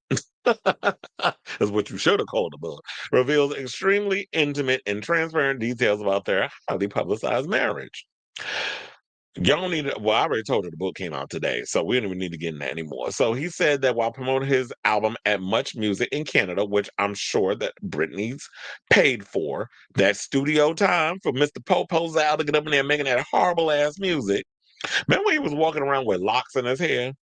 Like you was literally Britney Spears married Snow. Informer. Remember that song? That's what she was giving with that music. White man trying to establish, like, get caught up in the black culture. But anyway, they said producers revealed the news of Britney's filing, making him feel ambushed. He said, "My brain just froze. Wouldn't be the first time. I must have looked like a deer in headlights. Wouldn't be the first time. Staring at the guy like he just spoke in tongues. He wrote per an excerpt shared by Tufab. He remembered my first thought was, what the are you talking about? Nobody had told me. That's how I found out. Well, I wouldn't have told your ass either because I'm getting tired of your shit. So I'm getting tired of your shit. So I'm going to just be like, I'm gonna do you like they did Carry On. Was it Carry On Sex in the City where she got broken up with a post-it? So that's what I'm gonna do to you. So they said after the public appearance, his lawyer confirmed the divorce filing and said that the media had already picked it up. It was a public unraveling of my life right in the middle of my album release. Kevin continued. Later, Britney claimed that she was legally advised to file for divorce before I got the chance. Her PR team thought that after the Justin Timberlake breakup, it would look bad if she was on the receiving end again. Kevin gained majority custody of Sean and Jada in October of 2007. Now, after 17 years, the singer's final $20,000 child support payment to Kevin was made in November of 2024. And here we are, damn near almost a year later, 11 months later. Here he come with this book, which go to show, like, yeah, while you knew that was coming to an end, you was up in there plotting, being like, oh, I'm ready to tell my story because that money about to drop. So it just goes to show, like, the timing of the whole situation is suspect. And you can't sit up in here and piss on my leg and tell me it's raining, sir. Like, we see you for what you are. You are a grifter and it's backfiring. We're gonna get into the tea regard because I'm gonna combine all this together. Like I was thinking I was gonna do three separate topics. Nope. We was gonna combine all of this into one thing because it's one big story. So now in addition to his children of Brittany, Kevin also has daughters Corey, who's 23, and son Caleb, 21, from ex-girlfriend Shar Jackson, who sidebar he cheated on Shar when he got with Brittany. Brittany tried to act like that's not what happened, but girl, it's what happened. You was out here being the other woman. So, all right, Kim Zolciak. He also raising daughters Jordan 14 and Peyton 11 with wife Victoria Prince, whom he wed in 2013. Which actually, well, I guess, well, wait, don't payments and stuff usually, well, I guess alimony payments, they did say that he only was able to get that money for around amount of time that they were married. They weren't married that long. They were married for like 3 years. So he wasn't going to get a whole lot out of that situation. So I guess after that, he was able to go and marry his wife. So that wouldn't affect his finances. The child support payments is the child support payments. And I'm sure that's what they was all living off of. Him having all these damn children and raising his kids and all this other stuff. He was probably using all that money to take care of not only Sean and Jaden, but everybody else. So and we don't care about when he announced the book. But for the most part, there was another thing that came out regarding this too. They also said that um, a call from the famed Bimbo Summit was the final straw for Kevin Federline and Britney Spears' marriage. So the Bimbo Summit, in case y'all don't know who that is, it consists of three ladies. It's Britney, Paris Hilton, and Lindsay Lohan. Remember they used to hang out back in the day? So apparently this was allegedly, according to Kevin Federline, the final draw as to why he could no longer be in a situation with her. And it's like, okay, well, I don't even think he had that much of a choice because remember, she was the one that filed for the divorce. So let's get into that story. So in the book, he alleges the singer prioritized partying with her friends over taking care of their kids. He said, I was in Miami for work trying to stay focused on my commitments and I got a call. And this is what he writes at one particularly scarring moment. It was her, Paris Hilton, and Lindsay Lohan on the line, drunk as hell, begging me to come over. I could hear Preston and Jaden crying in the background. It had to be 3 or 4 in the morning. That call was the final straw. He says, I'd already seen the photos in the tabloids, the ones of her out with them all night, partying at Paris's Malibu place. But hearing my kids crying while she was doing God knows what, that was it. Any deep-seated sliver of hope that I held onto that we might still somehow pull it together for the kids died right then. And then he also said that Spears wasn't ready to change and he couldn't keep waiting for her to figure it out. And so shout out to the New York Post and stuff for this story, by the way. Um, I was like, yes, I got to scroll down all these damn pictures. And then he also went and said that they were only married for 2 years when she filed to dissolve the union in November of 2000. Damn, November's a real popular month. And then they divorced in July 2007. So they got married in 2006 and was finalized in July 2007.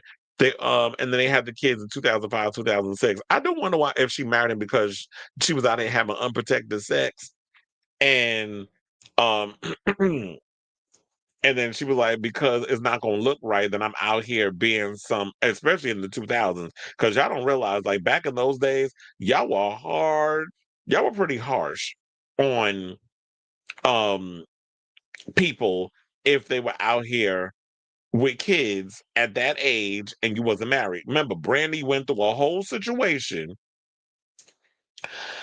where she had to go and say that she was married to the man that knocked her up, and then we found out that she wasn't. And then I don't think her career necessarily recovered. But now these days, y'all don't give a damn. Cardi B got 4 damn kids. It took her 4 damn children to release an album, and y'all wasn't mad about it. But back then, it was like, you could not do that and get away with it. No, ma'am, Pam. Green eggs and ham. Okay, so now let's get back into the rest of the story.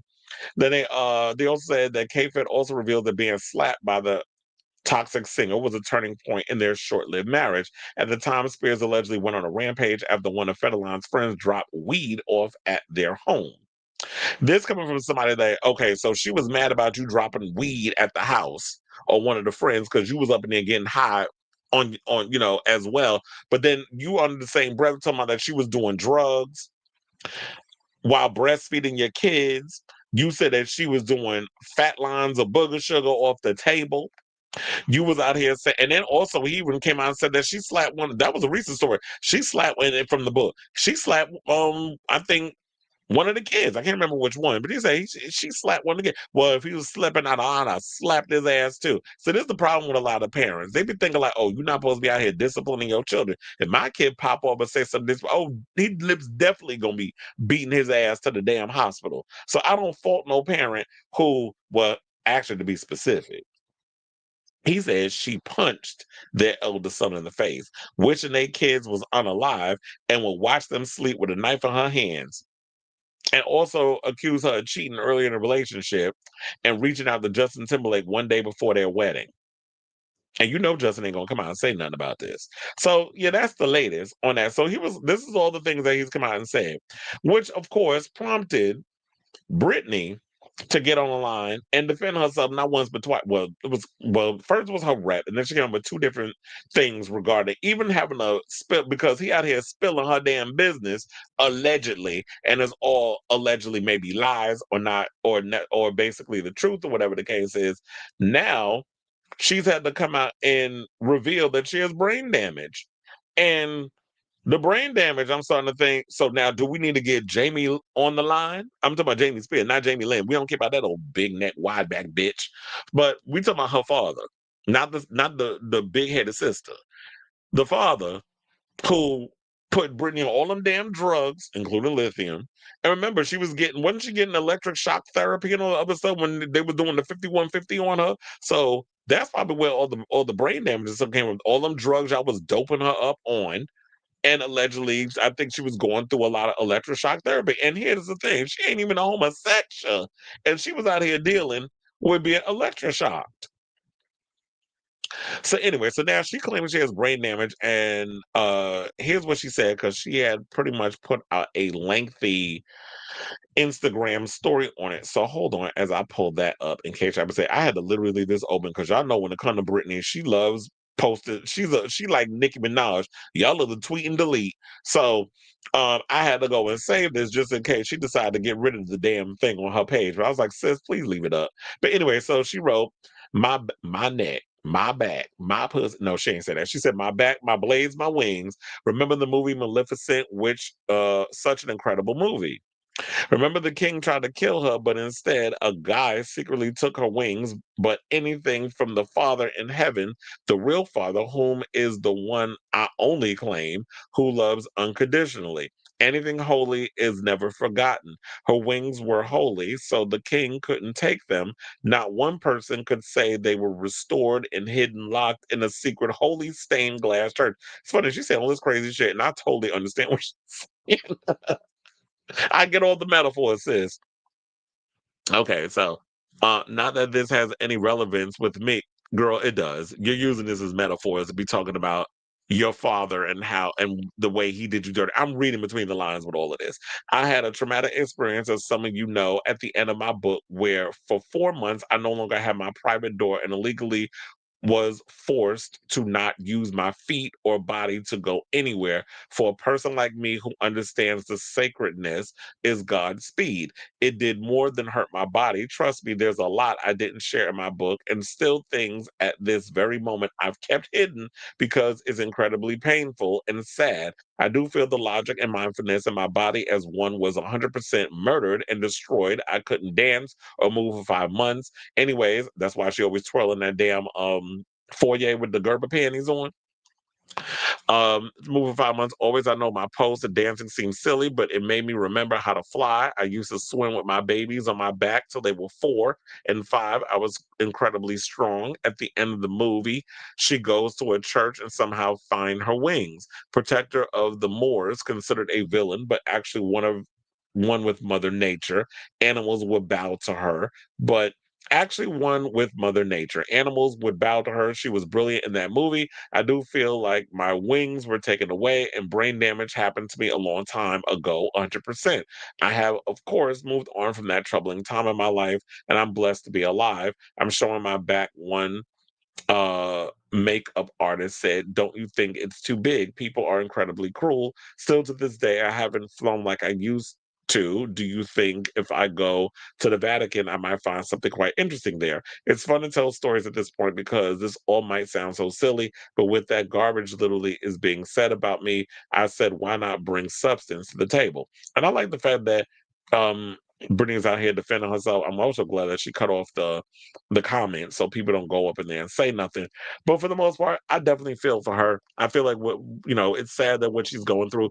Yes, we make the jokes and all this other stuff about her that she's not well, but also we have to think about maybe a lot of that unwellness comes from the fact of the people that were having that control over her and doing the things that they were doing to her, doping her up on drugs, and a lot of things that's just going on saying that she has brain damage.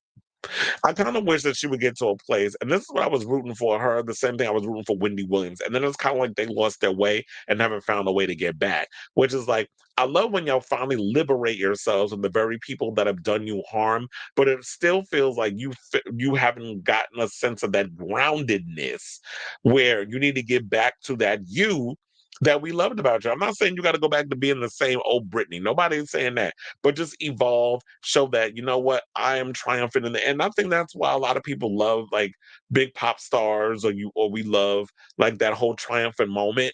Whereas like we look at people that we always root for that person who's always been that strong person to find their way back and triumph in the end. And that's what we want for Brittany. And it feels like that she still hasn't been able to get her feet back on the ground. And then, of course, you have like these horrible freaking people like Kevin Federline or Kevin Frauderline, as we should start calling him, that like to jump on the situation and try to find ways to milk, yeah, basically make money off the back of this girl. Because to be honest, all this stuff you talk about in your book, is there anything in the book that's about you, your how you grew up, how you was raised, how your family? I mean, what is it like?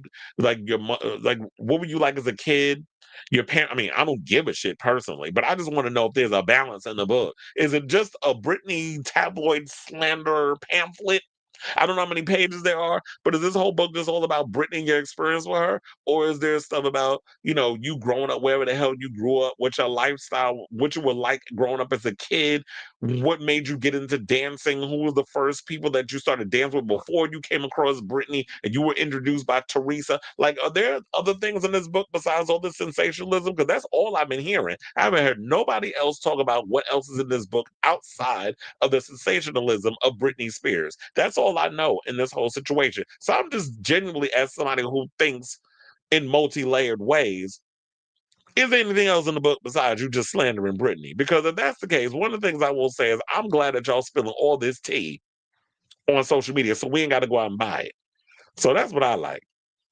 So that was a lot basically to read from her and all other stuff. So in case you care, his book, as I said, comes out today. But in addition, now last but certainly not least, because I wanted to bring all that up in regards of all of it. Let's get to the creme de la creme of this whole. I told you this is going to be a long one because we got a lot to cover. Let's get to the creme de la creme of the situation, and let's talk about the fact that Kevin Frauderline's book has literally been seen as a, KFed's book as a KFLOP. I don't even think I even made a banner for this. Hold on. So let me make a banner for that. There we are. And let's put that in this situation. And now let's get to that story.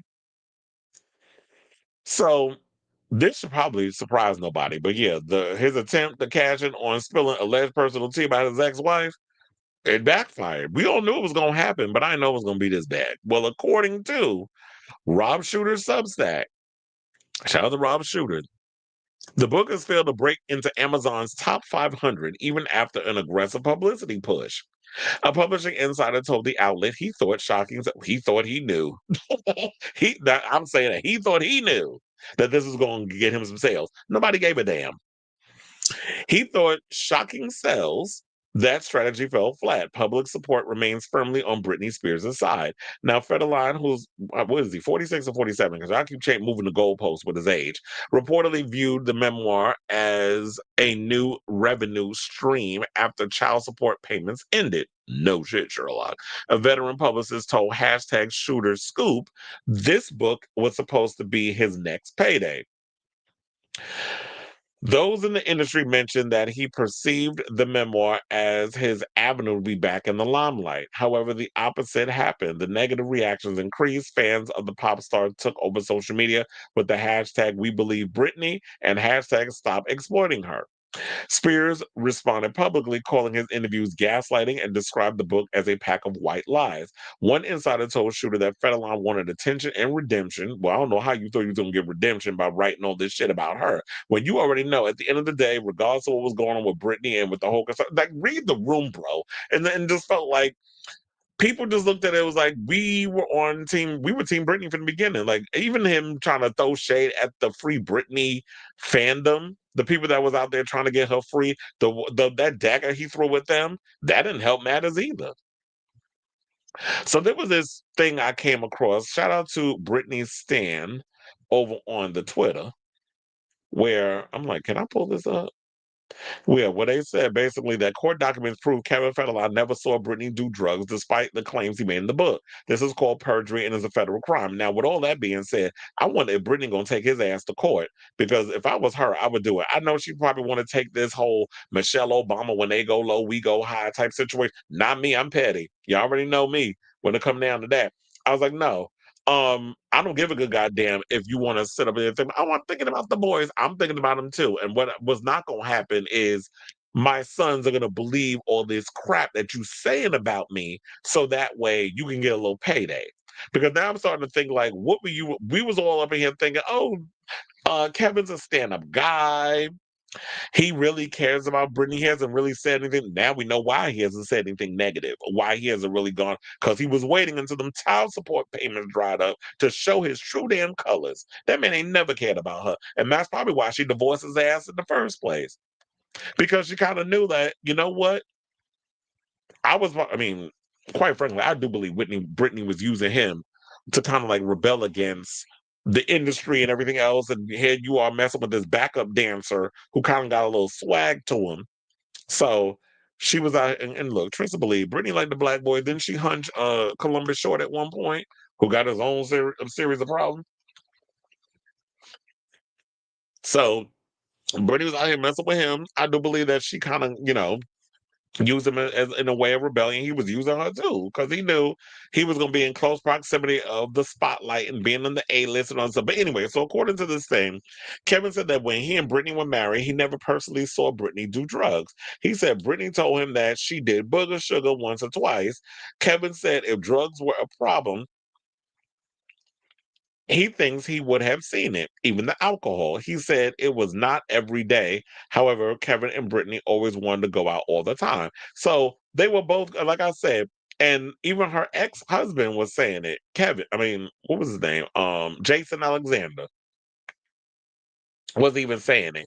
He was like, you benefited wholeheartedly from a lot of what Britney was doing. So don't sit up here and act like you wasn't out partying and living the life too. And with Britney being the big pop superstar, you wasn't going to tell her no that she couldn't go and do this, this, and then she would look at you like you lost your damn mind. Like all these people in this situation that's around her, they work for her. The dancers, managers, agents, all these other people, they work for her. And you up in her situation. So now, hashtag Shooter School also confirmed that Sean Preston Federline and Jaden James Federline read advanced pages of the memoir before its release, saying the boys insisted on reading it. This is what a family source said. They wanted to know the truth. It shattered them, the source said. Well, here's the thing. What's shattering them is one-sided hearsay because their father writes it in a book. Oh, you gonna believe him? And I guess because of these things that have been said about the mother and all this other stuff, now of course you're gonna go and be like, oh, I believe him over her. Which is like, yeah, a lot of times boys and men will sit up here and shit on women before they actually realize that maybe what he's saying is a pack of lies. Have they ever thought about, according to the story, taking the time to sit with their mother and find out the true tea about the situation? Because here's the thing I also said about Brittany. Brittany, you went a lot easy on him in your memoir. You really did. And if I was her, like I said, me being petty as I am, I would have went in and let have. I would have spilled all his damn. Like, sir, you wasn't that innocent either when we were in a marriage. So if you want me to spill your business, then I'll do it. Because the many times you talk about she cheated on you before y'all walked in out making out with Teresa and calling Justin Timberlake the night of your wedding, you still went through it because you saw the end game at the end of the day. So don't sit up here and try to act like, sir, that you all that innocent, because you're not. Like Britney, you're not that innocent. So they said they cried and confirmed things they always expected. Whatever. And then they said that he sat with his sons during the reading. He tried to help them process the details, which reignited old wounds tied to their parents' public split. So in the book, Federline claims, as we said earlier, Spears used booger sugar while breastfeeding and acted erratically at home. He alleges their son sometimes would, well, okay, we already got it to all. We don't need to go through this again. He also, this is what I was alluding to with the whole Free Britney thing. He also criticized the Free Britney movement, writing all those people who put so much effort into that should now put the same energy into the Save Britney movement. He describes the situation as racing towards something irreversible. Well, to me, I don't see Britney doing anything harmful or dangerous. She's been out here just dancing in her foyer with shit in the background from them dogs, minding her business, not harming nobody, but entertaining y'all with that smeared up mascara, that nappy weave that she be wearing, and them Gerber baby panties she be twirling in the foyer with. So she ain't bothering nobody. She like doing all of that. So as long as she's not being harmful to nobody, then that's fine. She just need to do better by the men she picked. So a spokesperson for Spears, as y'all know, said that Federline is profiting off of her after the child support ended. You ain't had to spare the obvious. But look, like I said before, girl, don't take the high road. I feel like if your sons, well, I feel like they're trying to grift her too. At least one of them. I hope that they're trying to work it out with their mother and all this other stuff. But it just feels like a grift with them as well. So if I was her, like I said, I would wreck him and start spilling all of Kevin Frauderline's tea. I would also take his ass to court for slandering me in a book of lies. Like, you wrote a whole book and claiming all this is true tea. Oh no, we're going to court and I'm gonna clean your ass out because I know you ain't got the money. And to me, I kind of look at you like I look at Ken Petty with Nicki Minaj, like as a husband, even though you're not the breadwinner and all those other stuff. And I don't always think that, yeah, as a husband, you should be able to protect and provide. And I don't always think that just because that protect and provide is only for financial situations, because clearly you'll never be able to match Brittany in the financial department. You had to literally live off her coins for as long as your kids were kids. Now they're adults. You got to figure out what your next grift is. Hence why you got this book. So I don't think you have to protect and provide in that way. There's other ways as a man you can protect and provide for your wife. I don't feel like you was given that. So you're gonna protect them from the paparazzi. You could have tried to protect her from the press, writing all those negative things about her, especially like when they're chasing her through the streets and all this other stuff. You could have found ways to protect your wife. I've never seen you out protecting her. Brittany was always by herself, or she was hanging out with Paris and Nicole, or she was off with somebody from a cousin, a friend, or whatever the case was. Paparazzi wouldn't leave her alone. You were still married to her. Where the hell were you? So, and fuck Jamie Lynn, ugly ass, and that whole, you know, backwoods, retarded ass family member she got. Screw y'all.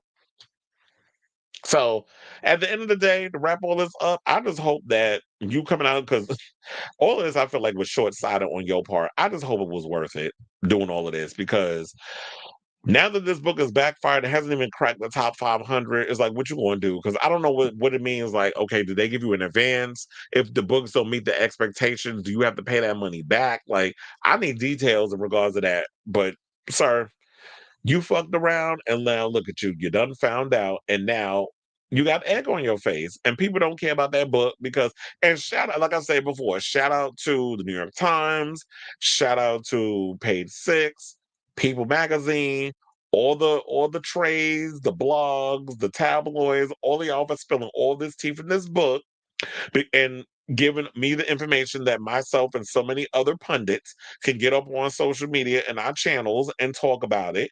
And now y'all don't have to go and buy the book because we done told y'all everything that's in it. Well, all the juicy parts. So now you ain't got to spend no money. So I definitely want to hear from y'all. What do you think of all of this? Because, like I said, this is going to be a long one. So I had to get everything in. And I hope, like, after this, unless there's something real juicy that comes out regarding the story, we can finally put this Kevin Frauderline mess behind us and move on. Because I am tired of talking about this clown. And I remember hearing somebody say that he should do, oh, it was, I don't know if the trades heard it and they stole it from him, but Funky is a mess. Funky doesn't even went and said, you attractive, which he is, and he do look like he got a big dick. I wouldn't be surprised. I don't think Britney would marry him if he was small. If he could work the middle because his thing too little. Although she did allegedly, according to him, cheat. So clearly the middle part wasn't doing what needed to be done for her to be running around, going around messing with other people. He implied that maybe you should do OnlyFans. Then I remember other people talking about that he should do OnlyFans. Me personally, I wouldn't buy it. I wouldn't subscribe. I'd take a gander just to see what it looked like. But for the most part, maybe that should be your next thing that you're doing, because now that you like this is your last straw of the situation. So what you going to do now for money? I remember at one point you was a DJ. Maybe you can get back into that. But will people care enough to want to hire you, especially with the way you've been acting as of late? Maybe you would have had a better chance if you didn't put out this memoir. But now that you pretty much tried this little comeback and it backfired, because Britney, people love, regardless of what you say about her, Britney is always going to be seen as a girl that needs to be protected. And a lot of people, even if they don't care for her, will have her back. I mean, I'm sure there's a couple of y'all that's shady. I had somebody in my comments that said, oh, they gonna buy the book. Okay, one of you. But for the most part, and he probably was the one that bought the book, hence why I didn't go past the 500 mark. But I definitely want to hear from y'all. Let me know what your thoughts on this story in the comments down below. Okay. Um, Max Bucket for Boots can do Apollo a Midnighter. I still haven't gotten around to watching Boots yet. I need to watch that show. I've heard it was good. And then the Pentagon was talking shit about the show. I'm like, aren't y'all supposed to be working? Oh, but I guess now that there's a government shutdown for almost a month, y'all got enough time to watch TV. But I felt like it was a hit dog hollering when they was talking about when they was trying to talk that mess. That's what I said. Exactly how is 20,000 a month not enough? Duh. He was actually getting 40. Yeah, I pointed 20. He was getting that 40 in total from the alimony stuff. But yeah, it was actually 20. And then he tried to move the goalpost by moving to Hawaii. And they said that time Brittany had hooked up with you know what? Even though I can't stand Mario Lopez and he another one of them shucking and jiving Mexicans, he do definitely look like he be hitting it in the bedroom. Like he be putting pipe that it's always them problematic ones. I get so excited when Britney was rumored to be working with Charlie for new music from yeah, I kind of wish they was doing that, but it is what it is. Isn't Charlie XCX working on new music? They show her in the studio. She's supposed to be working with Jack Adnoff, which will be kind of interesting to see what they come up with. Exactly. When they go low, I go lower. Sign a Virgo. Yes, we do. We could be just as petty, if not worse. I genuinely want to know who he thought would actually buy a memoir. If I was Britney, I would tell John M. Chu to make KFed look bad. Well, look, the biopic ain't really. It's still in the works allegedly, and my thing is that would be my revenge, and that would actually be a good idea. It's like, you know what? I'm gonna really make it. I'm to get my get back on you. I'm like, let's pump up the Kevin Federline stuff. Let's include some things that I didn't even put in the book, and let's really, and I mean, it ain't gonna take much, but let's really up the asshole factor on him in the movie and really paint a horrible picture to the point that we hate. Like, what? Sometimes when you look at a character from a TV show, we've had that happen in the past, where it's like we look at a character, we look at an actor, and he plays like a hole so bad that's like, oh, I hated you, and they be confronting them in real life, and we've heard actors say them like, it's just a part that I'm playing. We need an actor that can kind of give that with Kevin Federline. It doesn't take much to make him look bad. He's been mooching on exactly. She's working on new music, and she has a Brat-related film coming out next year. I thought she said she wasn't doing that type of stuff, that she feels like that she's not, she hasn't really done anything remotely exciting enough. Like, she always feels like when you do, like, these documentaries or whatever the case is, it's gotta be somebody who's had, like, a struggle moment, and they don't wanna make drugs sort of like a thing that people. I'm like, at the end of the day, people are gonna do what they're gonna do. So it's not like you trying to promote drugs and making it, people gonna do what they do. Speaking of which, we got Rosalia coming out with an album on November 7th. I'm like, why are these people just popping up nowhere out with random dates? Being like, oh, I got a new album coming out. I'm like, well, damn, Rosalia. Can we? I heard that she was teasing stuff, but I like to hear some music. I still haven't even listened to Tame Impala's new album, but it's been getting mixed reviews. People are not particularly liking it, but I need to check that album out. But anyway, let's get back into the show. Okay, and let's see what oh, I gotta scroll on because it was something that. All right, let's talk about Brandy Norwood. So y'all heard about this tea regarding Brandy over the weekend. She had a show in Chicago, her and Monica, for the Boy Is Mine tour. So it was Saturday night, and they were talking about how there was some confusion, which turned into outrage after Brandy just abruptly left the stage without any damn explanation. And people were like, girl, where you going? It's like, how you just gonna lead a stage and not give us any kind of explanation? So the iconic singer-songwriter, who's 46, sparked confusion and outrage when she left the United Center stage during the third performance of her and Monica's The Boy Is Mine tour on Saturday. Fans have gone to social media with the outrage, with many demanding refunds as they speculate that the show's abrupt end was due to technical difficulties. Brandy left with no warning that she wasn't coming back after she sang her 1994 hit "Baby" to the packed arena that can hold up to 23,500 spectators. She said, "Give me 1 second, y'all. I got to get my." And then she left before swiftly strutting to the backstage tech area as captured by stunned fans' videos.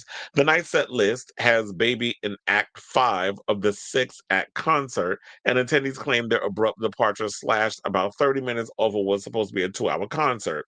Dismayed guests realized that Grammy Award winner could not be retaken the stage that night after Monica, who's 44, wrapped up the cut short show on her own without saying goodbye or offering an explanation about what happened. Well, it's not Monica's place to get up there and spill tea about what happened in the situation. That's Brandy. Brandy abruptly left in the middle of her set. So she just, whatever happened, happened. And she just didn't come back. And so she's the one that got to come with the explanation. And she did. And we're going to read it when we get to it. But we're going to get through this story first. So the pair never had a chance to perform their Holly, because I believe they close out with The Boy Is Mine. And then one person said, "No effing way," when fan reacted when the arena's lights turned on to indicate the show had ended. What happened? And yeah, they show like Brandy left the stage, and you still got the dancers and stuff up there performing, while Brandy basically just left the stage and left them up there. Now, stunned by the jarring end of the show, Brandy supporters have expressed both anger and concern online, saying Brandy just threw a fit and left the stage 75% before the show was over, and Monica had to finish the show by herself. Another person said, "It's crazy she walked off. On opening night, Monica has several mic and sound issues and continued." Another person said, "What happened to the show must go on. Brandy is showing that she's still a spoiled brat." Another person said, "Imagine going to the Boys Mind tour and they never play the song." Another person said, "It sounded like the music production was offbeat. That probably upset her." Yeah, because I heard that they were saying that the pre-recorded vocal was off tempo. It was going faster than the music. And she was forced to follow it, and it threw everything off. Well, here's the thing: what happened during sound check? Y'all didn't make sure like the sound and everything was copacetic, because I remember when I worked and they went on, and that's why we had to hold people at doors because it went on a little late. Whereas the Rahita, they came on and they did a sound check. Their sound check ran over a bit late because the singer wanted to make sure that everything was on point before we got the show going. Like, make sure the sound was level, make sure his mic was good, make sure everything was working the way it needed to work before he came on. So as artists, y'all need to get up on that stage. You need to do your sound checks. I remember, like, when I would get to work, I've heard many artists sound. I heard Lady Gaga sound check the many a night she did the Man Ball. Like, I heard when she was up in there certain songs, and I knew which song she was gonna be doing before. And that's one of the things I love about working in live entertainment, is the fact that you get to see how the machine and the cog works before y'all see the finished project or finished product. And yeah, I don't record or whatever because I love my job enough. Where it's like, I ain't trying to get fired. So when you work a lot of these live entertainment situations, I'm gonna sit there and tell y'all little things. And it's like, you can't be taking pictures of any behind the scenes stuff. You can't be spilling tea in regards of what goes on behind the scenes. And this is not me spilling tea behind the scenes. This is literally me defending, like, there is no excuse for what you did, Brandy, for you just being like, I'm frustrated with sound issues, whatever the case was. You should have made sure all of that was good before y'all started the show. I mean, I know that there's things go wrong. Things are bound to go wrong. Everything is not going to be perfect. Even if you do your sound checks, whatever the case is, there could be a mishap that happens. But at the end of the day, you correct it. Or in the middle of the thing, like, I'm sorry, something's off. We gotta fix this, and let's start it over. That's what we gotta do. I'm sorry, y'all, but yeah, this is. I gotta make sure everything is working the way it works. I'll push through as best as I can. But yeah, you gotta get there. And you gotta be a professional, regardless of what issues that may strike you in that situation. It is the show must go on. And ma'am, you are of the generation where we push through in a lot of those situations. It's not like a lot of these younger, oh my God, there's a little sound thing off. I'm mad. I'm done with the show for the night. It's like, you come from that school of training where it's like, you got to continue when the ish hits the fan. So I don't want to just go in with, and look, not only that, some people wanted their money back with the whole situation and talking about they were pissed off that she left the stage. So what? There's 1,000 people that paid for a effing show. Get it together. And y'all have to also realize too, these tickets these days is not cheap. Especially if you got floor seats. Bitch, the amount of money they be charging.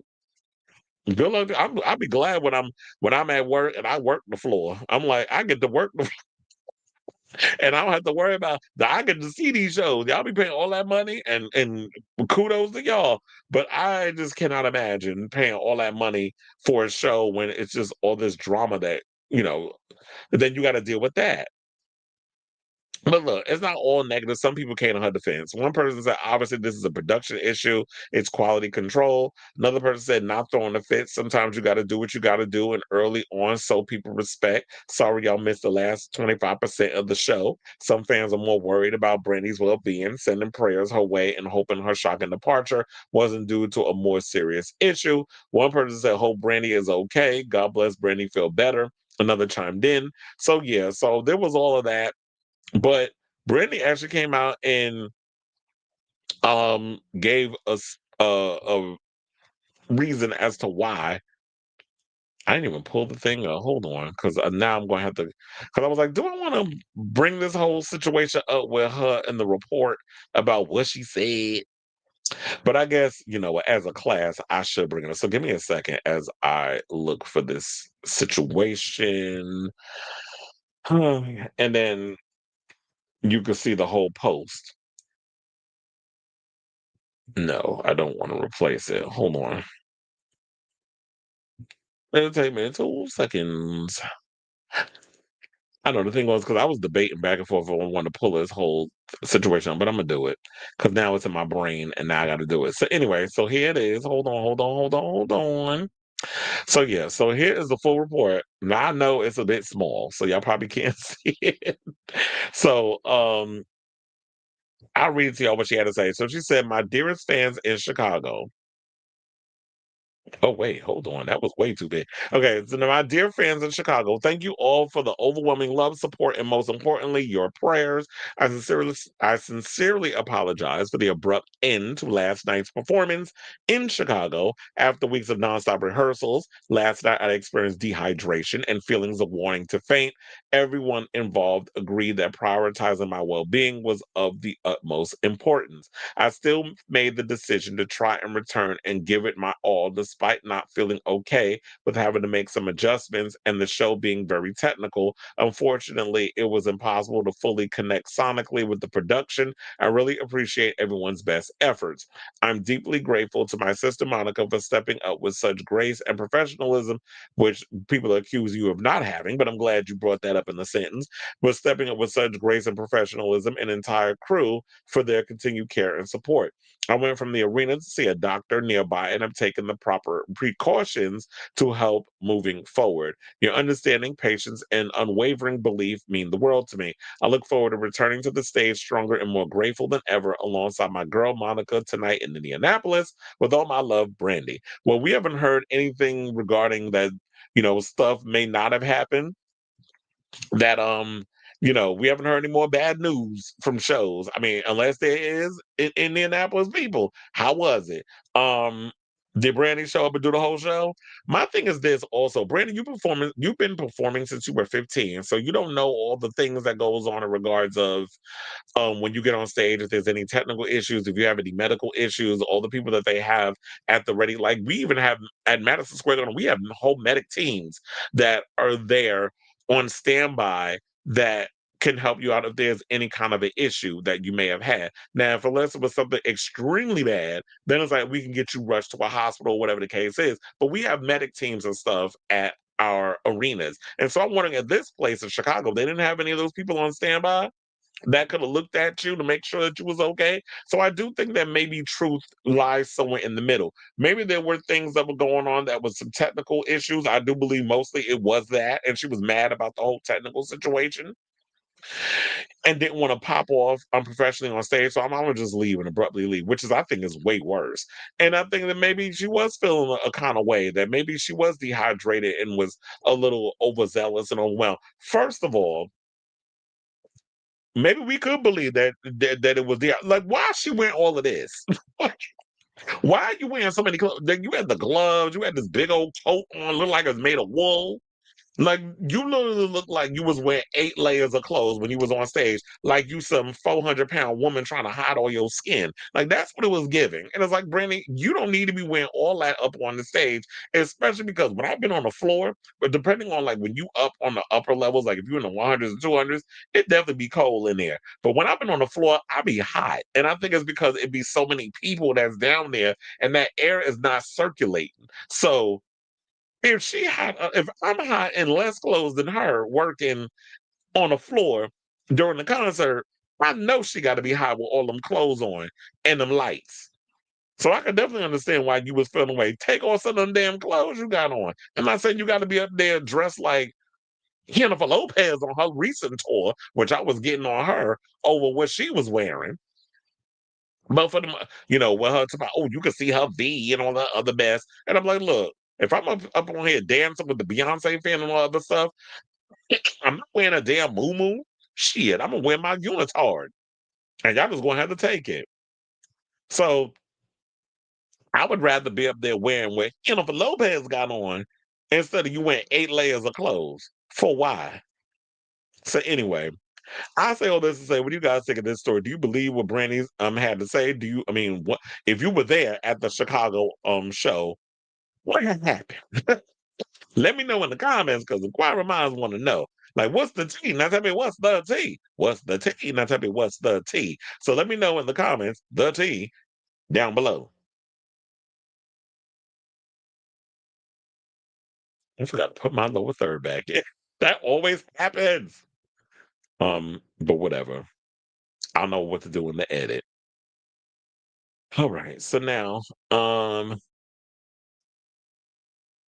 wait. Oh yeah, the needle drop thing. Oh yeah, I definitely that was one of the reviews I was watching. But let me go to your previous one. Kim Petras also releasing an album next month, and she's 3-3 on the singles.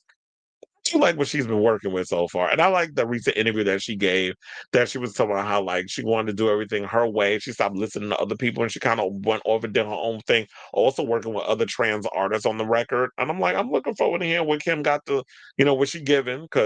But I look, other people was asking, you still with Dr. Lou? Y'all done went y'all separate ways or no? Like we want to know. Because remember, they went in on Katy Perry for still associating herself with Dr. Pugh. So we want to know if you still with him or not. Oh yeah, I know he hated that damn album. I did. I did watch that review earlier today where he was. I was like, hey,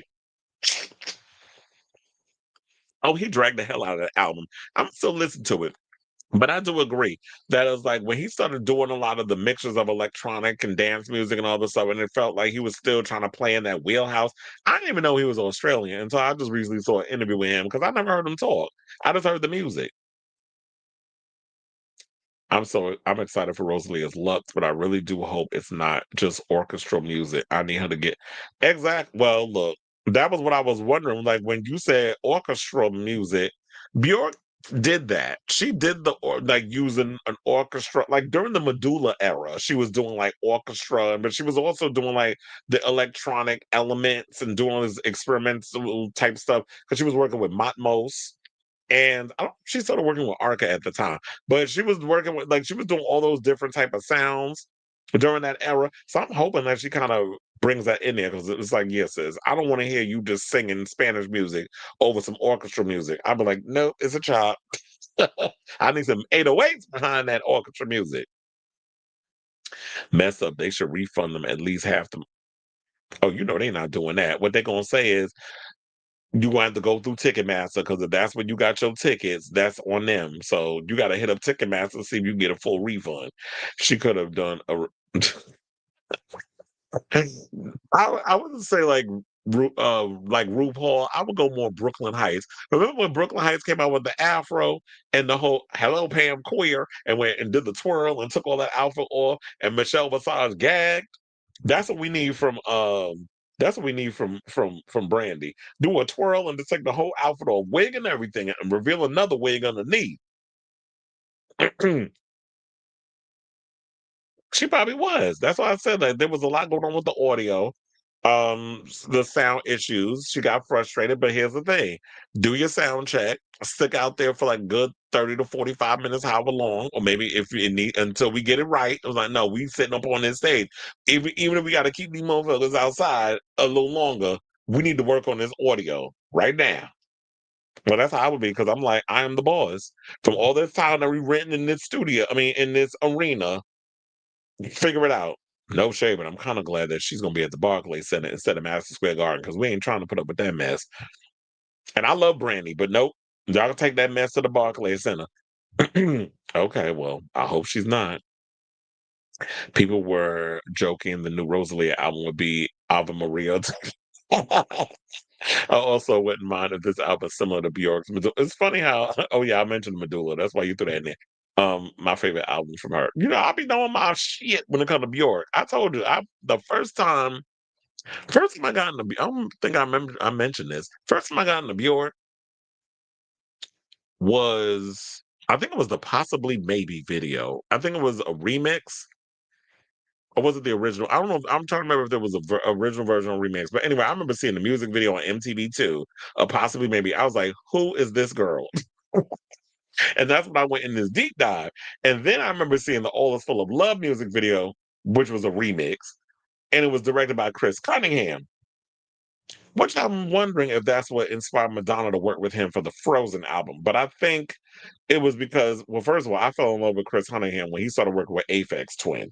That's when I got into Chris Cunningham because I'm like, who directed this video with all this craziness coming in and this creature screaming in this old lady face and her skin is blowing back and the thing like and this one sequence of just the ambient beats going with this scream and I'm like, what am I watching and why am I loving this so much? That's pretty much what I got from watching that video. And ever since then, I fell in love with Chris Cunningham. And then he started doing these crazy videos. So it was smart on Madonna. Like Madonna knew that was back when she had her ear to the street. And I kept hearing this rumor from Robert, who I don't know why we haven't been hearing from him for a month of Sundays in the show. He's saying there's some type of blackout situation going with YouTube. Maybe that's in Phoenix, but mine seemed to be fine. But anyway, so he said that Madonna recently, oh my God, who was the artist that he said that she recently started following on social media? He worked on Lady Gaga's Mayhem. I don't want to hear it from you monsters in regards to that. Um, anyway, so he said that he was working with somebody, and I forgot the guy's name because he was just on Howard Stern. He was talking about how they came up with Abracadabra and all that other stuff. But anyway, so she said that she liked him recently, so now she's second guessing herself and is still working on the record because they haven't figured out whatever, and she's trying to set the trends. And I think that's where this is coming from. What I'm trying to say with this, you can't sit up in here and try to make trends. Trends are just what they just naturally develop. And in this day and age, it's like if you put out something cool, the kids will. Or kids, I'm just saying people in general, because when Janet Jackson referred to the kids, she talking about the gays. So um when it comes to the kids, whatever the case is, they'll gravitate towards what they gravitate towards. You can't control what people are gonna like or what they're not gonna like. All you could do is, if you are happy with the music that's coming out, if you're creating really good dance music, people will gravitate towards it, regardless of who it comes from. I also heard he worked on Future Nostalgia. Like you said, Bjork is also rumored to be on Lux. Carolyn Polachek and Eve's Tumor are also rumored to be featured. Well, I do like Carolyn Polachek. So these are like good people. I just want to know the soundtrack. You said, soundtrack track list. Competitors Polo reminded me of something Aphex Twin would have produced. I really am excited for this new album, even if she's making me feel old for making. Look, child, wait till you get around the age that we're all at, where it's like you got 20 anniversaries, 25 anniversaries, 30 anniversaries of certain albums, and it was like, God damn, you're making me feel old. Especially if you grew up in the era of like Britney and all that other stuff. When you talk about 17th anniversary, 20 years of Oops, I Did It, I'm like, what? Mm-mm. The needle drop compared I Like Your Look to something Katy Perry would have done in her heyday. He also compared Freak It to something Skrillex would have done. Needle drop always got something to say about something. But you out here talking about you like the new Taylor Swift album. And I'm like, okay. Or because that old greasy lip queen pretty much talked you into that. And you know what I'm talking about? Anyway, let's get back into the show and let's talk about Bad Bunny. So I don't know if y'all heard, but apparently there's a petition going around to have Bad Bunny replaced at the Super Bowl halftime situation. So now it's gotten over $50,000 signatures. 50,000. I said $50,000. 50,000 signatures. But the gag is, I don't care if it got 45,000, 80,000, 100,000, or 50 million. Jay-Z pick who he picked. he ain't replacing his ass with George Strait. So y'all gonna sign whatever the hell y'all want to sign. That don't necessarily mean you're gonna get what you want to get. So suck it up, Buttercup. Accept what you're about to get, and that's Bad Bunny performing in a couple of months at the Super Bowl, and get the fuck over it. And that's all tea, all shade. So now, according to Rolling Stone, the racially tinged petition, which that's basically what it is, put together by someone using a pseudonym, asked the NFL to let George Strait perform during the show, writing that it's pivotal to remember the roots that have made America music what it is today. So wait, what is the roots of what made music what it is today? Because it damn sure ain't George fucking Strait. So if we really want to get into the roots of music, all drums lead to Africa, sir. Country music. Do we need to get in the history of country music and where blues and rock and roll and all that other stuff has come from and what country music is derivative of? It's a form of blues founded by black folks. All drums lead to Africa. How many times I keep telling y'all that? But of course, these clear folk colonizing types, y'all are good at taking and destroying, but you don't know how to create. You take from other people.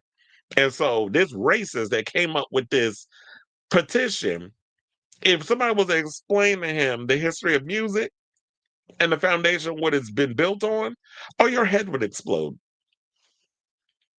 So he also claimed that Bad Bunny wouldn't fulfill those seeming prerequisites, despite the fact that he's an American citizen, because people still out here like bobble-headed like Tommy Lauren, who don't realize that Puerto Rico is part of the United States. And I thought he was going to say, "Oh, he can't fill up a stadium."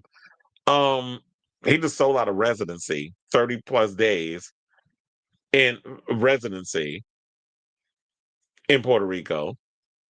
He has done stadium shows.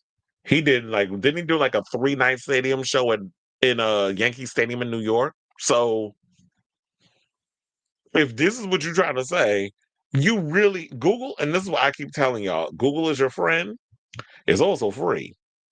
So I don't know how people don't just simply look up stuff, type it in the computer, since y'all rely so much on some damn AI, it would have told you the truth. Now, as of the publication, the petition has 55,000 signatures.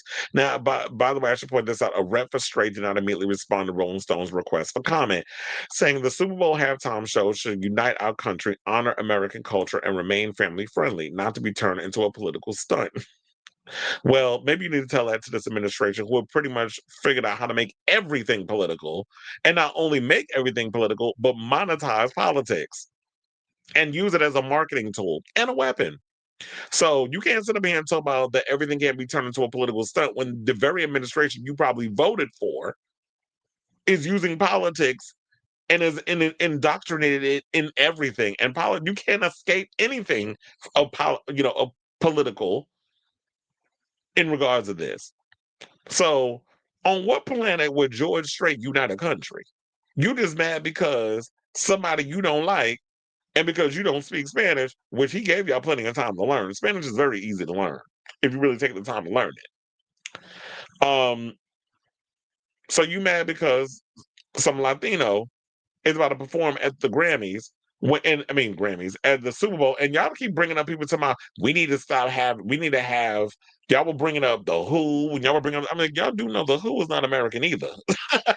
So y'all bringing up names of people, and a lot of the names that I heard people bringing up, like they're not American though. So do you not just Google and make sure that y'all know what the hell y'all talking about before y'all type things in and put and hit send? So they also said that Bad Bunny represents none of these values. His drag performance and style are the opposite of what families expect on football's biggest stage. Really? Because last I checked, um, you got a president of the United States and a vice president wear more makeup than a damn drag queen, quiet as it's kept. And then don't even get me started on that old homosexual with George Santos recently getting pardoned by the orange shit stain in chief. Orange shit stain in chief is what I was trying to say. Apparently I can't talk today. But yeah, so uh we're not gonna sit over here with the hypocrisy, sir. Now, to be fair or clear, Bad Bunny did drag once for the No Perreo Sola music video. So I don't even know where you're coming from with the drag thing. He did drag in a music video. It's not like he's literally out here as like living doing a profession as a drag queen. He only performed in drag for a music video. And last I checked, drag has always been a part of American culture. Long before speech replaced sign language. So before it became this big thing on Drag Race, even back in colonial times, I think they were doing drag. Like even in the 30s and the 40s, there were people doing drag. Drag has been around for hundreds of years. I'll say that. It's been around for a long time. I don't know exactly when, but it's been around for a long time. Long before RuPaul was able to monetize it and turn it into this global phenomenon, drag has been a part of our culture. I'll even seeing like the golden, the what is it, the roaring 20s of like the Harlem Renaissance. There was drag queens and things of that nature going around. The petition is a reflection of the political divide and xenophobia Bad Bunny's Latino heritage and lyrics in Spanish have ignited, along with his political views on immigrant rights amid the government's deportation policies. In an interview with ID Magazine, he previously shared that he wasn't touring in the U.S. because he didn't want ICE to target his Latino fan base outside his concerts. Even Trump called the decision to have Bad Bunny headline absolutely ridiculous. Like he knows who the fuck Bad Bunny is. Like I said, if he had a choice, he'd pick Pat Damn Boone. But Strait, whom the petition claims embodies the heart and soul of American music, would mark a stark shift for the halftime stage and is a far less popular choice. The country legend draws about 8 million monthly Spotify listeners compared to Bad Bunny's 81.4 million. Longtime prejudices have meant that Latin artists have been regarded with suspicion, doubt, and even outrage throughout music history. But you have no problem having them, do the jobs that a lot of y'all won't even do: clean your bathrooms, pick your fruits and vegetables. And if people want to, or working in hospitality or things, and it's not racist, these are actual jobs that a lot of them do that a lot of y'all don't want to do. So you treat Latinos, people of color, like trash, second class citizens, and the like. But these attitudes have twisted into something far more intense and sinister as a result of the current administration. This is from a commentary piece from Rolling Stone Julissa Lopez. Now, despite the rhetoric rooted in such an ugly history, Bad Bunny will take the stage in February and he'll perform his songs in the language he wrote them in. That moment will represent millions of people in our country, including many of the Latinos who make up 20% of the population. And look, we can't speak on those idiots who voted for Trump or whatever the case is, because I just heard that they're trying to get Casey Musgrave to perform at the Latin Grammys. I'm like, for why? Like, what does her type of music have to do with the Latin Grammys? Is this some type of bridge y'all trying to gap? I'm like, put together so that way you feel like maybe you could show like, oh well, look, ICE, we're not all bad. I was like, y'all still trying to cook yourselves to these people who still want your artists, like these racists. This main goal that Stephen Miller and so many other likes pretty much want y'all out. So you trying to bridge this gap by inviting country artists to the Latin Grammys when they have nothing to do with the music that y'all making. I just don't understand the point. But maybe they'll explain it when we get around to the Latin Grammys and why Casey Musgrave of all people is there. So um yeah, I just feel like that's all I gotta say on that. To me, it's like at the end of the day, look, Bad Bunny does it's not just about well, I think the Latino, him being Latin does is one of the reasons why he was picked. I also think it's because he's widely popular. He is a global phenomenon. He's a global superstar. He's one of the biggest Latin artists in the world right now. Not just in the United States, but in the world. A lot of people all over the world loves him. I even had people from like the UK in the comments talking about Bad Bunny, and like, yeah, he's not that big over in the UK, but people know who he is and all stuff. And all y'all doing is you're just drawing more attention to his music with all these stupid petitions and selling this negative stuff. Now people are like, okay, who is this guy that everybody's talking about? So you don't realize, regardless of the positive and negative, publicity is publicity, and you're only bringing attention to him from people who would have otherwise not listened to his music. So and hopefully what he'll do is he'll bring out some guest stars and we'll get to see other Latin artists up there who who are part of, who have guest on some of Bad Bunny's music, and then bring them out and then they could do stuff. Like I would say bring out Daddy Yankee. Daddy Yankee trying to make a comeback with his faith-based Spanish music. Billboard just did a whole story on that, and he did release some new song. I was just like, oh, it's all right, but um whatever. So Bad Bunny, yes, he got like over 80 million people who listen. I mean, 80 million, Spotify hits. Paboom. I mean, that other guy, George Strait, only got 8. So you want somebody with low numbers to perform at the Super Bowl? Like those numbers will be in the toilet. So Jay Z, unfortunately, good, bad, and indifferent, knows what the hell he's doing in regards to why he picked who he picked, and nobody's gonna pick some old ass white man that only 10 people listen to over somebody that millions of people around the world listen to and will draw a lot of attention to the Super Bowl. So I say all this to say, what do you guys think of this story in regards to this stupid waste of time petition? Sir, you got your attention. We're talking about it, but it's not going to move the goal. It's not going to move the needle. It's not going to move the goalpost. It's not going. It's not. This, regardless of how many people sign this, um, Jay Z has already decided who he's going to let perform, and Bad Bunny is still going to perform at the Super Bowl. Why do I keep thinking about the? Oh, I think because I was talking about the Latin Grammy. That's why I keep thinking about that. So anyway, let me know what you guys think of this story in the comments down below.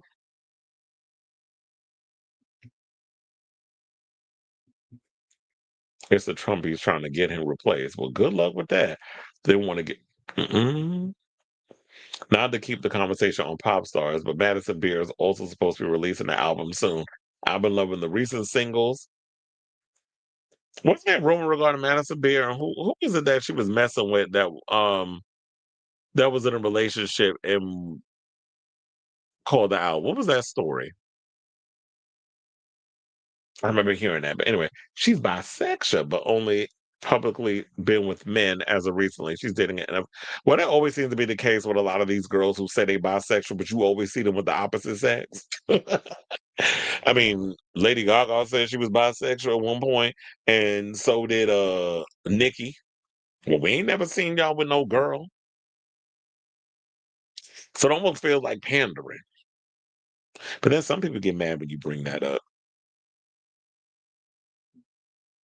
Okay, y'all. So now let's get back into the rest of the show. And let's see what Miss Hannaful, who apparently was that the one that was doing? Hold on, where's the Janet story? Because I feel like I'm missing one. I did miss one. Hold on. I missed Janet Jackson. Actually, let me take that out. And let's go to Miss Janet. Go on, girl, Miss Janet. Okay, let's move on. Let's talk about Janet Jackson, who apparently there's this old story that came out regarding Janet Jackson and the fact that she wanted Tupac to take a HIV test. Well, they said AIDS test before they kissed in Poetic Justice. Now I remember this story came out eons ago, back in the day in the '90s. This was like a old wives' tale. I never knew if it was true or not. There was always saying like, "Oh, it was just completely made up." I thought it was debunked. Well, apparently there is someone by the name of Jeff Pearlman who has a book coming out called Only God Can Judge Me: The Many Lives of Tupac Shakur, October 21st, 2025. So, what I'm wondering is the book out today? Because today's October 21st. So, I don't know. It doesn't really say like that, but it just says October 21st in the thing. And shout out to the Hollywood Reporter who had a whole excerpt from the book that we're actually going to go through. And as a class, and I'm gonna just read it as to what he's got in this book and see if y'all are interested in wanting to read it. Funny enough, I was thinking about wanting to kind of combine this with like after talking about Kevin Federline and the other book, but it worked out the way it worked out. So let's just continue. So in the aftermath of his breakout performance as Bishop in the film Juice, a young Tupac Shakur was plucked by director John Singleton to star as a postman named Lucky in Poetic Justice. The movie shot over a 3-month span in California and co-starred Janet Jackson. And also, Regina King was in it. At the time, one of the world's biggest pop stars, the experience was, politely stated, a rocky one. The following is an advanced excerpt from Jeff Pearlman's Only God Can Judge Me, The Many Lives of Tupac Shakur.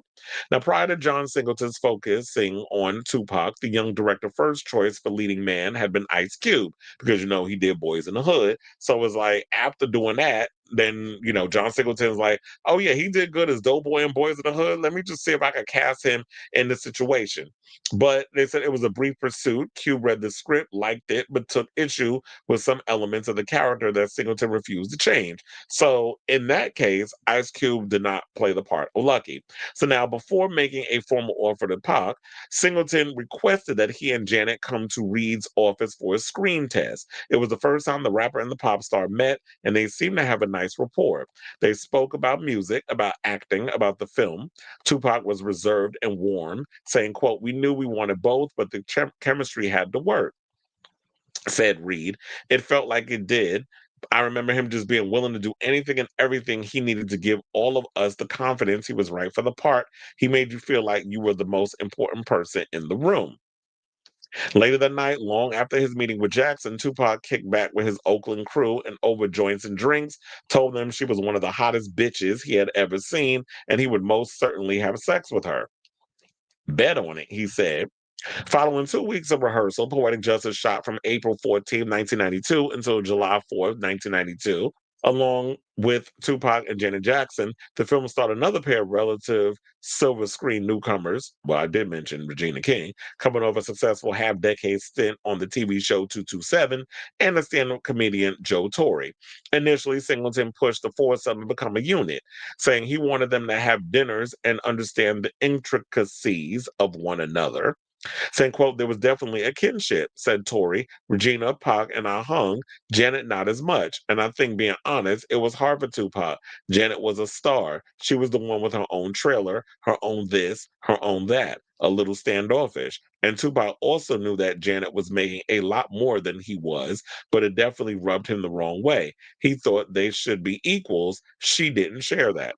Well, this is what they do in Hollywood. It's always about who's the biggest star. And Janet was one of the biggest girls on the planet. Around that time, when did that movie come out? Wasn't this around the Janet era, or did Janet come out later on? Because they said it's shot from April 1992 until July 4th, 1992. So I'm thinking the movie probably came out shortly after, I think, in maybe 90. So around that era, that was when the Janet album, I think, was conspiring. And plus, she was one of the biggest stars on the planet. So yeah, she was getting on her own stuff. But I would have been like that too, which is like, yeah, if you're making this film, I don't necessarily know what the budget was, so I'm assuming it was probably like an independent film.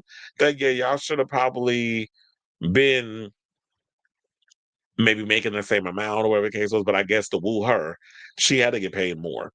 So, um, Tupac definitely did not have warm feelings for Janet, said Dupree Kelly, a friend and rapper from Lords of the Underground. Saying, "I remember him talking about her. I got a car service bringing me to work every day. This chick has helicopters landing her on set. Every day I'm eating chicken and waffles. She's getting her stuff catered." He made it clear he was pissed about getting less than Janet, and John Cothran, who played Uncle Earl, said, "To me, it seemed absurd because I didn't even know who the hell he was." Well, there's also a fact. It's the fact that we knew Janet, but we ain't know Tupac. Now we know him today because he's like some big old rapper and more infamous than anything, and has been sealed into this whole icon status. Him and Biggie and that sort of thing, the history of hip hop. But at the time, it's like, yeah, nobody really knew who the hell Tupac was. We knew who Janet was because she comes from royalty with that whole family. So when D.Y. Jackson was pulling in seven figures, Tupac made less than $100,000. For much of the shooting, the cast was lodged at the Lowe's Santa Monica, and Tupac was placed in the smallest available room. Jackson had a suite. There were about 5 of us Black employees, recalled Lessa McRoyal Frowther, a reservation desk manager, and they'd always send one of us to ask Tupac to turn down his music or lighten up with the marijuana smoke. Other guests were complaining. From a talent standpoint, the Janet Tupac financial gap was unjustified. For all her stage presence, Janet was a one-note actress. She arrived on time, remembered her lines, but brought little to the table. Tupac was the opposite. He was the best part of the movie. Every scene he's in, he owns, said Jennifer Lewis, the actress who played the mother of Tupac's character. Lucky, but he was also chronically late and unwilling to memorize his lines. Once in a unique display of chutzpah, as they would say, he arrived an hour behind schedule to film a highly anticipated love scene with Jackson. The middle of his chest was covered with a large, gooey piece of gauze. When asked the cause of the injury, Tupac lifted the paper to reveal his new tattoo, one he had done impulsively the previous night. It read 50 ninjas atop a rifle. And you know, ninjas ain't the word I'm referring to. Now, Singleton was apoplectic and told Tupac the tattoo not only violated his contract, but made it seem tricky to shoot. Yeah, because it's like your body is supposed to be what it is when you playing this part. Like Lucky ain't supposed to have no damn chest tattoo. So what are you doing? Like Tupac was running around here being rebellious, and you can do that in your own time when you making your music and you being the rebellious rapper. But when you in here doing this part, you are lucky until we say it's a wrap on this damn thing. Then you can go back to being Tupac. But you ain't supposed to be coming on no set with no new shit put on your body, and I'm supposed to just roll with it. And you mad because what? Because you feel like you should be paid how they said 7 figures. So it's like, sir, you just starting out in the movie industry.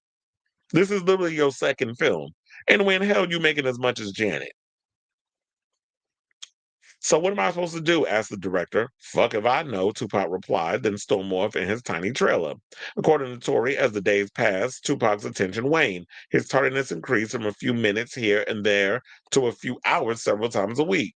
He not only failed to memorize the script, he tried ad-libbing far too often. He was high all the time, drunk some of the time, and it showed. As a musician, being impaired can inspire creativity. As an actor, it lends itself to sloppiness. He was usually ready when he got to set, said Catherine, if he got to set. Though not in Tupac's class as an actor, Janet was a pro by a byproduct of spending almost 2 decades in the spotlight and knowing what it meant to have a crew of people depend on you. Predictably, she was turned off by Tupac, by his approach, by his weird efforts at being sexual, by his need to always steal attention. He was a child in a man's body. It all felt like some sort of act, an insecure kid trying to prove his worth. It was exhausting. And that's pretty much what it was giving, which basically makes sense as to why Janet was like, "Oh yeah, I'm not hanging out with you. I know y'all want to make it like a unit that we all kind of need to get together because we're supposed to be like friends in the movie, and you want that chemistry to kind of feel natural for me hanging out in real life. But I'm not hanging out with this little man baby.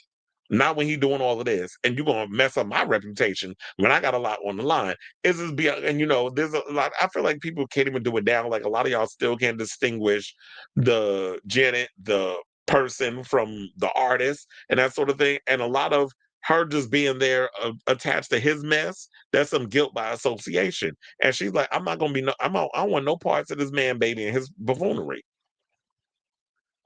So Ish hit the fan late in the process when it was time to film a kissing scene. In the days beforehand, Tupac talked nonstop about overwhelming Jackson with his lips and tongue. He thought he was being cute. She did not.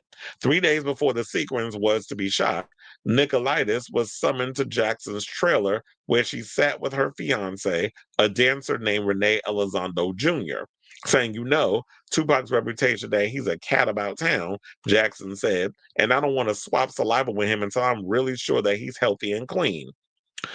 Okay, Nicolaitis replied, have you talked to John about it? Jackson looked distinguished. John and I walked off. John just walked off when I mentioned it, she said, so I'm asking you to handle it. The 43-year-old Nicolaitis did not relish what was to follow. He had worked on a bevy of high-profile films, including When Harry Met Sally and The Princess Bride, and knew all too well the wrath of an actor's ego. He took a couple of deep breaths and walked over to Tupac, who was sitting alone in his trailer. "So, Tupac," he said. Tupac looked up.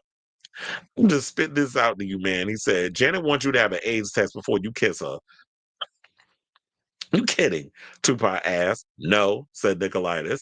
"Fuck her," Tupac said. "I ain't doing shit for that bitch. Tell her to go fuck herself." Okay," Nicolaitis said. He prepared to leave, and Tupac flashed a big smile. "So you'll do it?" Nicolaitis asked optimistically. "Hell no," Tupac replied. "I honestly think he found it amusing," Nicolaitis said. "And the truth is, I can't blame Janet for asking. It was the early 90s and people were still dying of AIDS, and Tupac, God love him, had a reputation. But he never got the test." Okay, well, I mean, and they ended up kissing in the movie, but here's the thing. I thought, like, yeah, because this old story when stuff was coming out, I'm sitting there like, but then Janet came out with a song where she was talking about her friends died of AIDS and, that sort of thing from the Velvet Rope album and all this other stuff. And this was still her having that mindset of like, okay, y'all were kissing. You ain't gonna get AIDS from kissing, ma'am. Now, if y'all out here having unprotected sex, which you're not because you're acting, you're not really having this. It's not a porn film, so you're kissing him in the movie. You're doing a fake love scene, so you can't get AIDS that way, sis. So if that turned out to be true, it's just ignorant on her damn part. But yeah, that's a piece of the book. I don't know if there's any more to reveal about that whole situation, but I definitely want to hear from y'all. What do you guys think of this story regarding Janet Jackson and the rumors regarding the fact that, yeah, she asked Tupac to oh wait, hold on. Why did I put that up? um she asked well, she didn't ask him. She asked somebody else to ask him to go get the AIDS test because she was like, yeah, yeah, cat about time. I'm not trying to get caught up in his diseases and things. But it's like, sis, you can't get AIDS from kissing. But I guess now they know this because it's 2025. Although I'm sure there's some ignorant people out here who still don't understand that you can't get AIDS from kissing. So let me know what you guys think of this story in the comments down below.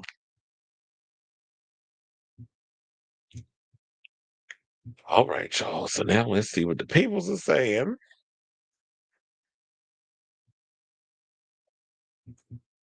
Yeah, her crew at the time wanted him to cause I heard he would have girls come to his trailer. Oh, look, with the cat dragged in. Funny enough, we was talking about you earlier. I'm back. God tell you, Tubi isn't even touching KFed's story on interview.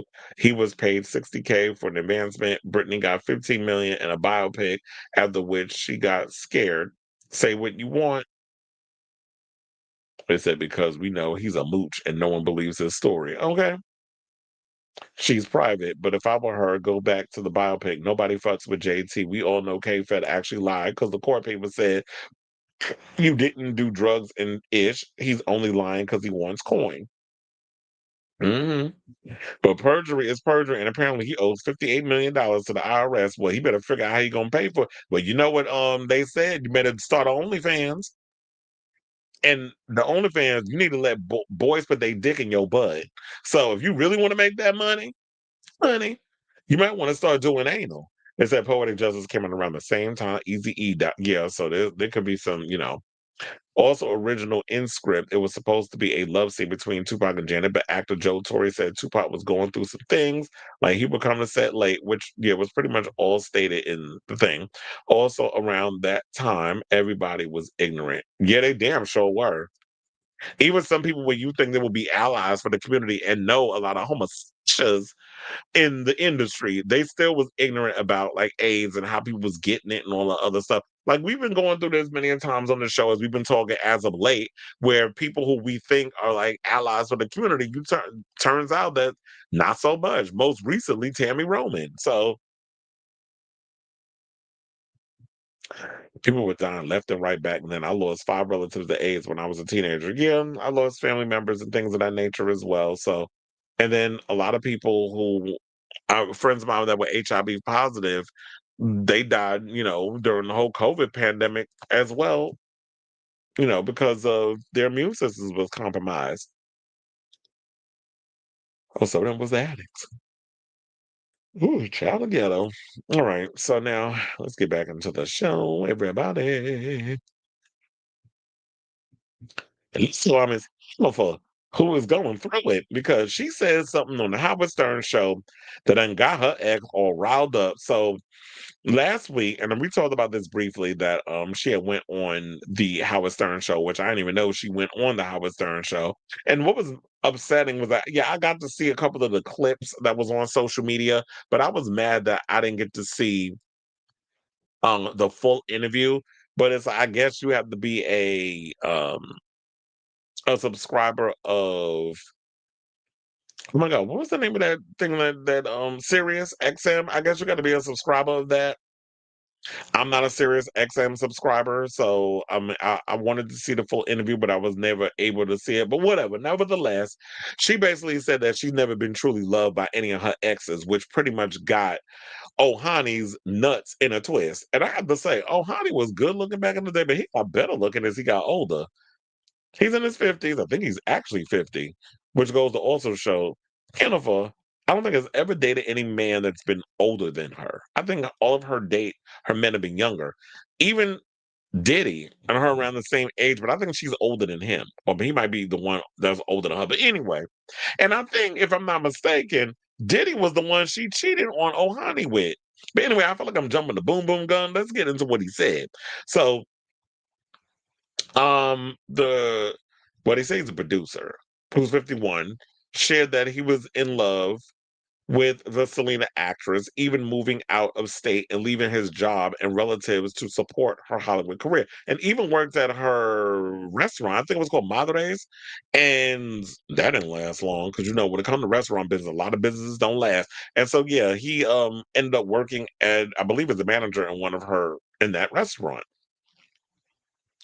So, yeah, let me go down to actually what he said. So, he said, "Stop putting us down. Stop putting me down with your victim card. The problem is not us, not me. The problem is you. You, the one who couldn't keep it in your pants. You have been loved a few times. You've been married 4 times and have had countless relationships in between. You have had good relationships. Me, for example, he said loved, but I think you meant I was in love with you. I even moved out of state, leaving my job, my family, and friends behind to support you, to love you, to protect you, and care for you. I'm an amazing, loving person, great human being, honest, faithful, and you never lied, never misbehaved, never cheated on you. I was good to you. I'm too good for men, of a man for you.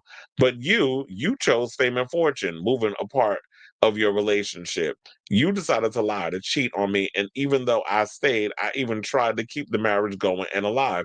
You even begged me to stay because at the time you didn't want bad press caring more about you. Tell the truth for once. Let people know that you are the problem. You should be embarrassed, ashamed of yourself. And I think she did allude to in briefly, like in passing, she was like, and some of it was my fault too, which is where I would have been to Howard.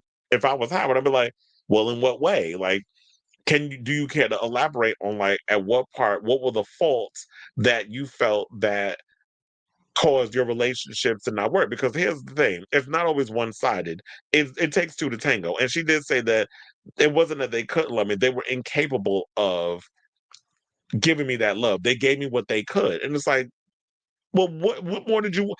In the words of Tyrese, what more do you want from me? Like, what do you want from these men? What is it that you are looking for? The qualifications that you are looking for when you're in a relationship with a man. That's the inquiring minds want to know. My nosy ass want to know. Like, what is it that you're looking for? And to me, I feel like when you're dealing with a grade A narcissist, which is what Hannah forgives me, definitely down boots. Um, I want to know if it's like you want adoration. You want these men to worship the ground you walk on. You don't want a equal. You want to be a god, and you want these men to just doing all of that. It's kind of like you giving me like with Donald Trump, like you wasn't clearly getting enough love from the people you really want to be getting the love from. So you want people to just worship you and kiss your ass 24/7. And it's like, I can only give you but so much. There's only so many rings your ass could collect before you outrank Thanos in the ring department. There's only so many relationships you can get into where we started thinking, like, okay, sis, now at this point, you pushing 60 and you got to be the problem. And at this point, you pretty much are the one who you're not marriage material. You just need to be by yourself. And if you want to drive by somebody to clean them pipes every now and again, just do that. But in regards of like the love that you want to get, you only gonna get them for your kids and the people that's in your employ and Miss Medina, aka Benny. Those will probably be the only ones that'll give you the love and everything that you need. They'll be all the man that you need, in the words of Whitney Houston. That'll probably all you'll be able to get. But for the most part, I just don't think that any man is capable of giving you the love that you want from those men. Because these men could probably give you all the love you want, and it still won't be enough. So I would love for her to be honest and everything about it. So it did feel like she was being honest and transparent in that time. But it's like, sis, was you being entirely truthful? I would love to hear from her other exes as well. Ojani, he don't hold his tongue when it comes to her. Everybody else feel like they scared to come out and talk. Casper ain't said a word. Because I guess he's trying to keep that weed dispensary that was up in his house afloat. And then he got in trouble for that. Ben Affleck's an A-lister in Hollywood, so he trying to play his cards, in the right way. Diddy busy trying to fight for his life getting out of prison. And allegedly Trump trying to get him out of jail, even though they starting to say that there's no truth to that. But yeah, so all her other exes, I guess, has got a lot crazier things and busy, and they busy and they got other things going on. So they ain't got time to entertain this foolishness. And so I'm saying like the men didn't love her, but I'm like, if the guys, so yeah, she went and said this. Um, what I learned that it's not that I'm not lovable, is that they're not capable. They don't have it in them. They need to appreciate the little person inside of them. They need to love them. The Waiting for Tonight songstress said her exes gave her what they had. They gave me all of it every time, all the rings, all the things I could ever want, right? Tried to give me the houses, the rings, the marriage, all of it. Then Stern 71 said the men didn't love. She said they didn't. But all the things you mentioned was material shit. Like you're talking about rings and houses and the marriage, like it just didn't make sense. It just feels very surface in what she's talking about. Like like I said before, and I keep going back to that, what in a relationship are you looking for? Like when you get in a relationship with somebody, especially when you're trying to get serious, you need to lay down a foundation of what it is that you're looking for in that person to let them know like where you stand on stuff. And to me, it always seemed like that the type of men that Jennifer Lopez would get into it with were like stepping stones for her career. When she got with Diddy, which was the beginning of the career, when she was with Ojani, he was helping her with the music. It wasn't just Mariah's ex-husband, Tommy Mottola, that was moving and getting a lot of putting all the chess pieces in place for her to get the success that she was getting at the time, because there was no girl that was giving it like for Lopez was. Now, people don't need her no more because we got way more variety. We got Carol G. We got Shakira that does for better than Hannaful. We got Becky G, Carol G, Shakira. We got who else? Who I said was Rosalia dropping a new album in November. So we don't need Hannaful. Because there's many a girls that's giving Hannaful better than Hannaful. So we don't need her and her mid-ass music and them same old tight-ass dance moves. When we got other girls that's giving it better than her and is half the age. Even though I will say this, Shakira's not that far. She's like 48, 49. So she's not that far off in age with Ms. Lopez. She's a couple of years older than her. Well, a couple of years younger than her, I'll say. So, but yeah, I just want to know what's the tea. So they said when Sony came and paid her millions, there was Puffy, who was going to be one of the producers of several tracks on the first album on the sixth. This is what he told Noah told the outlet in Spanish.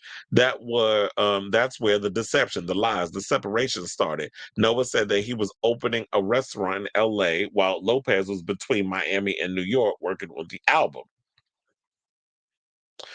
When I could, I would go be with her. There in that distance, in that separation, there was was where the deception started. The another actress was also married three other times, as y'all know, to Chris Judd from 2001 and 2003. That was during the JLO era. And then she went and married Mark Anthony, which that was the longer marriage, 2004 to 2014. So they was married for 10 years, had twins, and then she had Ben Affleck from 2022 to 2025. And so, and then also I remember hearing stories about how at the time in the beginning of when On the Six and all that was being accumulated, because remember, she did a song with Mark Anthony, No Me Ames. So remember, she did, when she was doing that song, apparently there was some shenanigans going on with her and Mark. And Mark was with Diana Torres at the time. So there was always, that pussy was look, she was working into the bone, trying to get where she needed to get with the music. So that's the latest. I think I pretty much said all I need to say in regards to this. Like, I'm curious as to like what does it take to love a for Lopez. But at the end of the day, I always tell people this. In the wise old words of RuPaul, if you can't love yourself, how in the hell you gonna love somebody else? So you need to figure out what you need to get going with you. You got to get right within before you could be willing to share that with other people. So I don't think it's just these men. I do think that is also the problem. She just need to come to terms with whatever the hell that is. So let me know what your thoughts on this story in the comments down below. I do see we got a lot of comments. Let me take this swig. Ooh, before we get to the story, what y'all had to say. Whew. Thoughts on Drake Vaughn wanting to pound 1,000. Not this story. First of all, there ain't enough Viagra in the world. He's gonna be able to keep that dick up. I love the gays, but Bonnie is actually have the right equipment for that. I didn't even know he had a brother that also does adult stuff. A twin brother.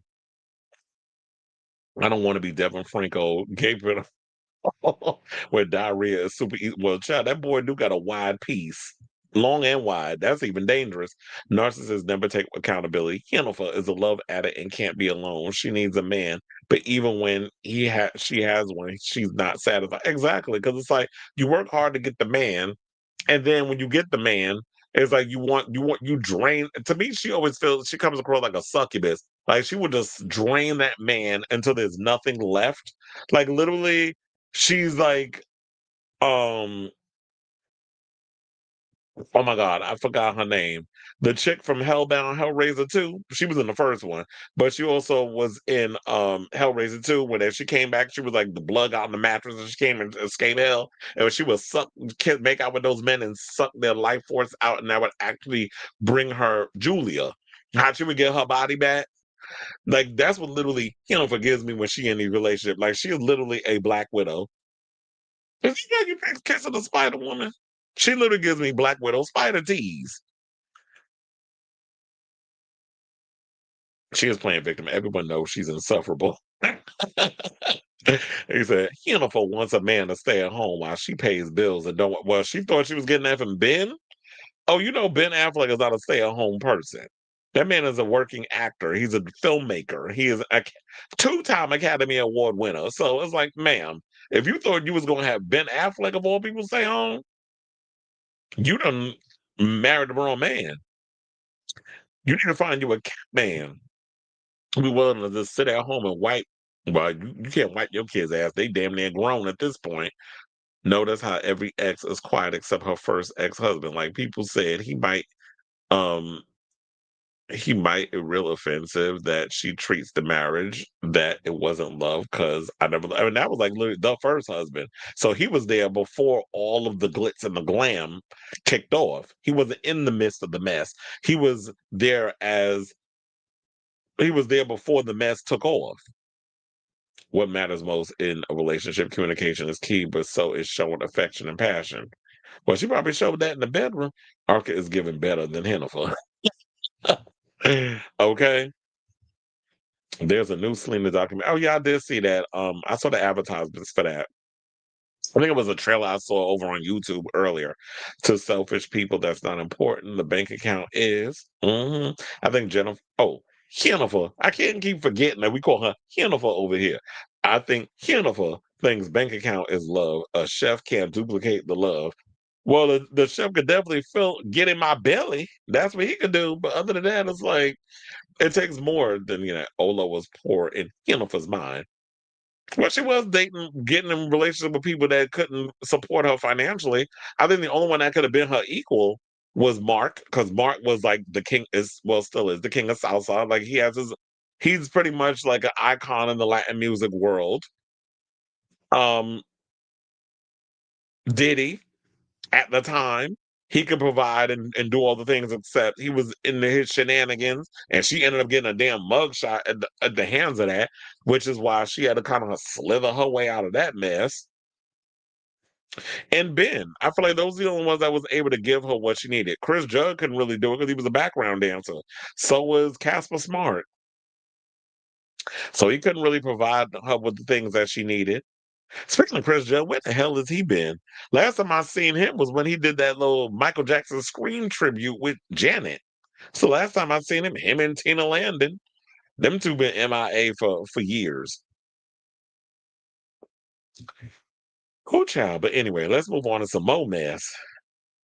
Let's talk about a blast from the past, Allison Mack. So y'all might not remember who Allison Mack is, but if you don't, I will remind you. Now, once upon a time, I have told y'all many a times on this show that when it come down to Superman, the Superman of my generation is Tom Welling.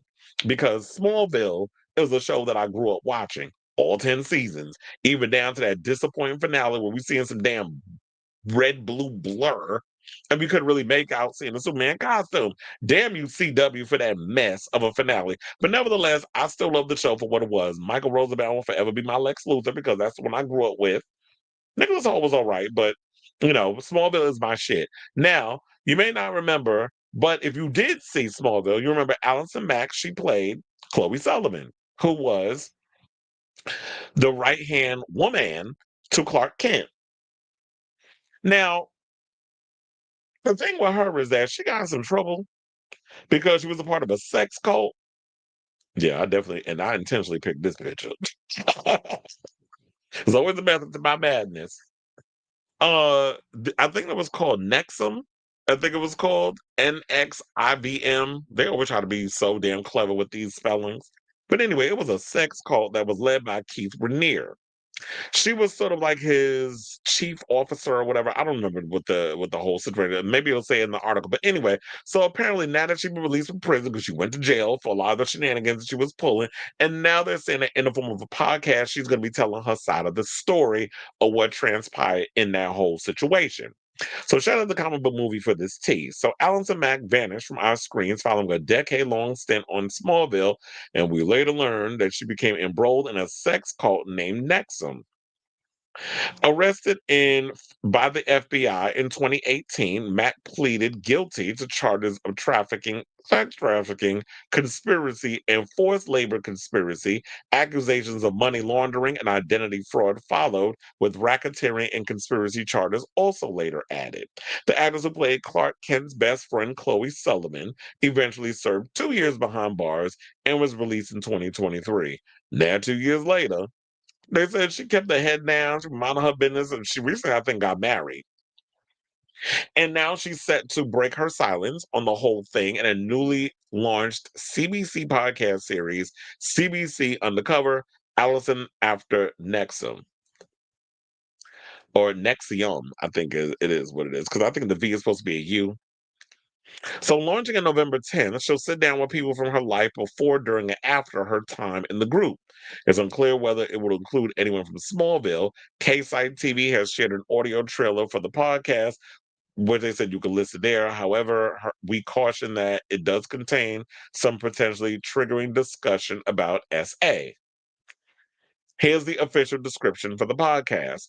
You think you know the Nexium story, the secretive self help empire, the sex cult headlines, the downfall of its leader, Keith Raniere. But the most famous woman at the center of the story has remained largely silent. It's Allison after Nexium. Host Natalie Robamed, I think is how you say her name, unravels the story of Allison Mack, former Smallville actress, high ranking Nexium member, and convicted felon. With exclusive access following her release from prison, this series traces an astonishing path from Smallville's fame to Nexium's inner circle and her effort to rebuild a life in the wreckage. Through raw interviews and revealing conversations with those who knew her before, during, and after Nexium, Allison After Nexium dives deep into the gray zones of influence, accountability, and redemption. Then that's the end of the log line. So now they said it's hard to imagine Mac ever mounting a comeback, but there's a chance she could return. Look, stranger things have happened in regards to y'all giving people who shouldn't have platforms. Like look at Mel Gibson, all that shit that he said and done to people over the years, and they giving him a damn Resurrection of the Christ movie to make where they're gonna split that in two parts. And I heard the damn budget is crazy big. Y'all better hope that y'all be able to recoup that money because in this day and age, when y'all giving these ballooning budgets to movies and they're not making the money back that you thought they would pre-COVID, I don't see a lot of people possibly going to see some movie about Jesus in the theater. But then again, religion is a hot commodity in certain circles, so I may be wrong about that. But in this situation, stranger things have happened in regards to stuff like this. I don't know if she would want to garner a comeback, but maybe this is a way for people to this is her way of easing people's minds and her getting her story out there and people feel. I don't know if I don't want to get to a point where I want to feel sorry for people who do crime. I don't want to be out here feeling bad for people who do crime. Like if you're out here doing high crimes and misdemeanors, I don't want to have to sit up in here and all of a sudden be like, oh, whoa, whoa, whoa. I feel sorry for Allison Mack. Let's give her a chance back up. Nope.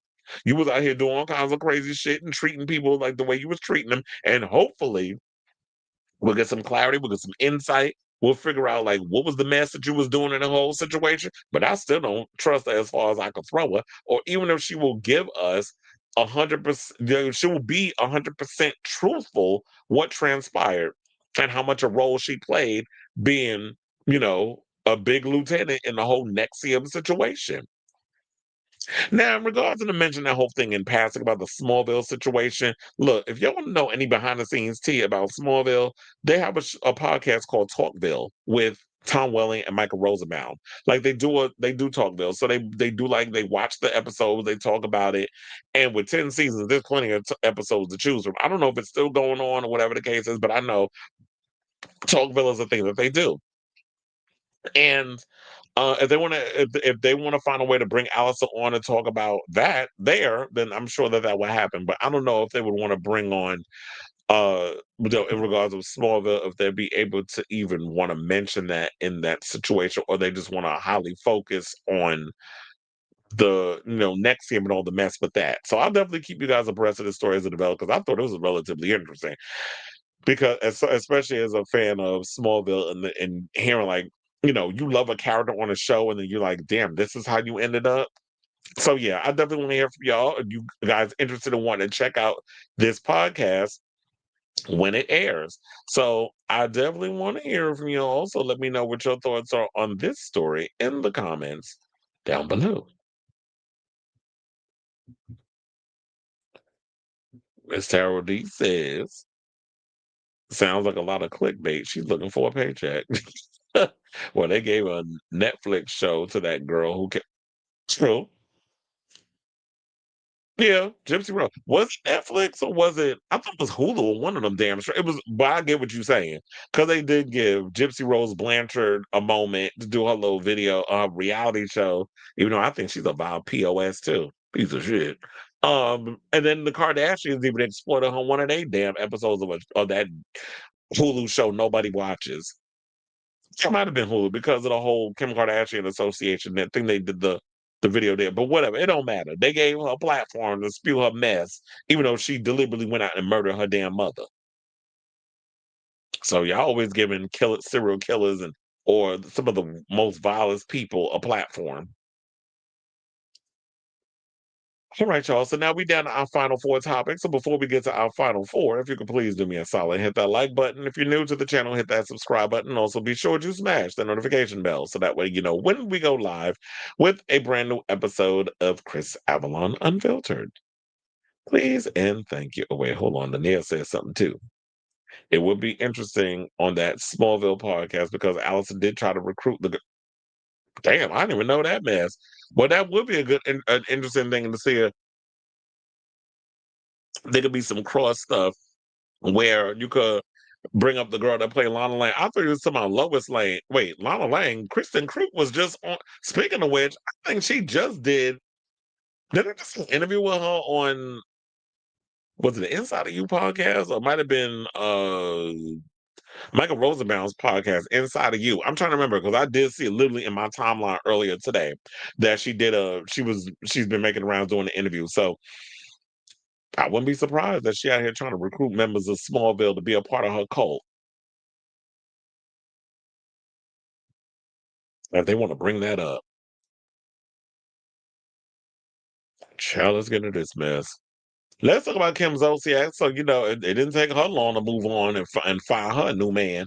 But, whenever it comes to Kim Zolciak looking for a new love and finding one, you already know that ain't no drama too far behind with her. Because now she messing with a man who got coins, but is apparently caught up in $100 million divorce.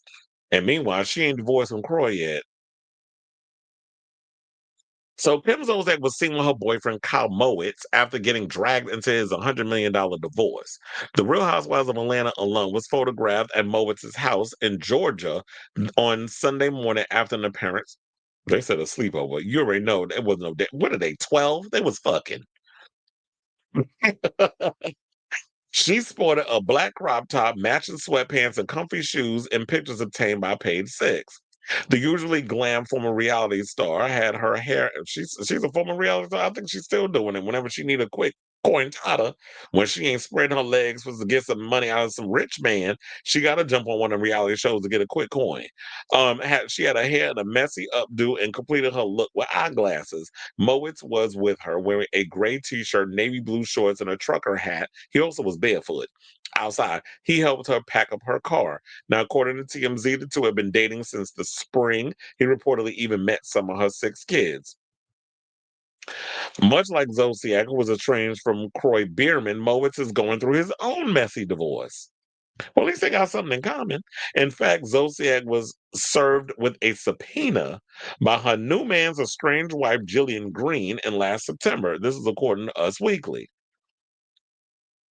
After Mowitz filed for divorce with Green in March, Zolciak was asked to submit any and all documents regarding or pertaining to her financial relationship with Kyle Mowitz, including but not limited to gifts given or received from Kyle, expenses paid on her behalf by Mr. Mowitz, or any business in which he is connected, monies loaned to her, and monies paid to her by Mr. Mowitz, or any business with which he is connected. And that's why this Miss Thing out here getting all kinds of rejuvenation, not only to her cootie cat, but to her actual face, because Miss Thing is running around here trying to keep all that right and tight. So when she get with these average looking dudes, they just be so happy to get any kind of coochie blown in their direction that they'll be willing to pay all kinds of, wine and dine and 69 with all the gifts and things, because Kim got to keep all that up. All that damn fixer flat in her. Now, the subpoena also demanded Zolciak turn over documents regarding travel with Mowitz, as well as all communications, including those who may involve Bierman. According to TMZ, Green claimed Bierman warned her that Zolciak, whom he has accused of having a gambling addiction, would drain Mowitz financially. Well, she is a succubus when it comes to somebody's money. Zolciak even had her own daughters paying for situations, because Ariana revealed that. Zolciak opposed Green's request to appear for a deposition, calling it unreasonable, oppressive, and intended to annoy and embarrass her. Mowitz's lawyer added in a statement to Us Weekly, Ms. Green's decision to involve Zolciak in the divorce case is highly unnecessary, as any relationship our client may have with her only began after the party's separation. In court documents, Green referred to Mowitz's substantial wealth and claimed he created and controlled a family trust that had over $100 million invested in it. However, she claims his income was a mystery. So I was like, yeah, how much money he actually worth? Mowitz insisted in his filing that Green did not need any spousal support since she was an able bodied adult capable of gainful employment. The former couple, who married in July 2017 and shared two children, have accused each other of engaging in extramarital affairs. Zolciak's rep did not immediately respond to paid sex requests for comment. Now, following a brief fling with Chet Hanks, Mowitz is Zolciak's first serious relationship since her contentious split from Bierman. In March, she accused the former NFL star 40 of who's 40 of stealing her jewelry and failing to pay any of their family's bills in years. Well, according to the report, you wasn't really spending money on bills either. You was sitting there spending it at the gamble. You was gambling in it all away.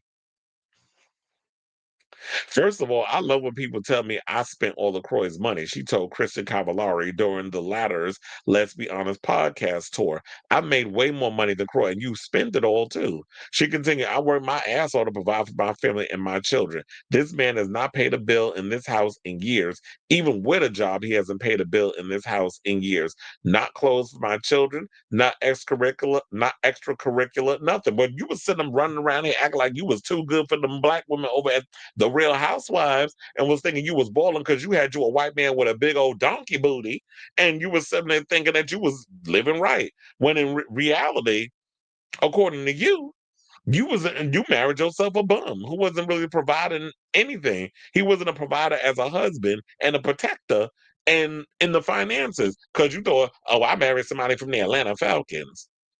But was he actually playing? I mean, I don't know. Let me know in the comments. But it don't seem like Croy was all that. I mean, y'all did like a poor man's version of the Dancing with the Stars and sitting there acting like you went and married yourself Tom Dan Brady. So Zolciak and Bierman, who filed for divorce in 2023 after nearly 11 years, share four kids. He also adopted her two eldest daughters, and they're still married and going through this mess. So yeah, this is a mess, but it should not be a surprise that anything associated with Kim Zolciak is going to be a mess. It's going to be a disaster. It's going to be something crazy going on. And yeah, this is where we're at with this foolishness. And I'll definitely give you guys a breath of this story as it develops because it don't look like it's going to be dissipating anytime soon. So yeah, I definitely want to hear from y'all. What do you think of this mess of a story? Like, damn, girl, you can't find you a good man, Savannah, with a good bank account that don't have no kind of baggage attached. Like, this is giving reality TV, tease in regards of like Bravo. Is this a way you trying to get back in with Andy Cohen and get you back on one of them shows? So yeah, let me know what you guys think of this story in the comments down below.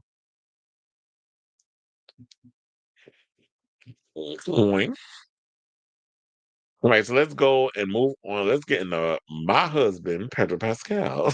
Because apparently he ain't tell me that he was going to be out at the No Kings March. We were supposed to have that conversation before you left the house, and he ain't tell me none of that mess.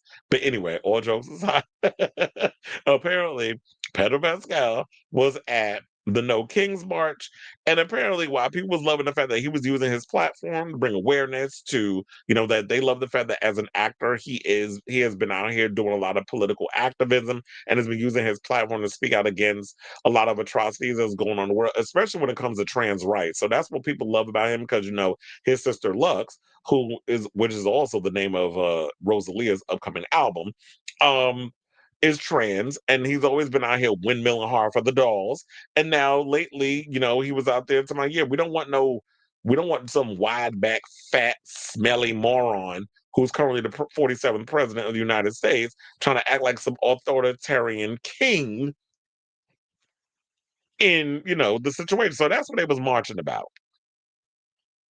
So Pedro Pascal made a powerful statement at the No Kings protest in Los Angeles on October 18th, 2025, standing in solidarity with millions across the United States who are challenging what they perceive as authoritarian overreach by the Trump administration. The demonstration, part of a nationwide movement, saw Pascal alongside actor Tony Gilroy, both lending their voices to a cause that has rapidly gained momentum. Now, over the weekend, The Last of Us star 50 shared several photos of the event on IG, including one of himself raising a fist beside a fellow demonstrator for wearing a black brown unity t shirt. Other pictures showed him kissing an inflatable unicorn and documenting the crowd holding signs that read freedom and I am Antifa, anti-fascist, anti-racist. Well, I don't know if you know, but Antifa basically means anti-fascist. So you don't need to put I am Antifa and anti-fascist. Anti-fascist and Antifa is literally the same word. It's just they cut down Antifa into one word. So while Pascal's post drew hundreds of thousands of likes, it also ignited a wave of polarized reactions, with some praising his activism and others accusing him out of touch performative politics. One critic wrote, and cynic, Pedro Pascal showing up at a No Kings protest in Hollywood is Hollywood hypocrisy at its best. Millionaires playing revolution while lecturing everyone else about equality. Nothing says power to the people like a celebrity photo out wrapped in expensive activism. So rich people can't be upset and realizing like things is too expensive and they don't like where the country is going. So rich people can't speak out on that. It just has to be um what is it? Just has to be it has to be poor folks. Like I just don't understand the logic behind that. And it's always seemed like this thing of like people get pissed off whenever people who are celebrities or rich people use their platform to speak out on that. But then y'all get mad when it come down to certain things that y'all want celebrities to speak out, especially when it came to the genocide. I'm just saying in general, in the genocide in Palestine. Oh, how come the celebrities is being all quiet? We want y'all to speak up. So you can't pick and choose. You can't cherry pick when you want people to come out and speak on certain situations. I'm gonna get my overall thoughts when I'm done.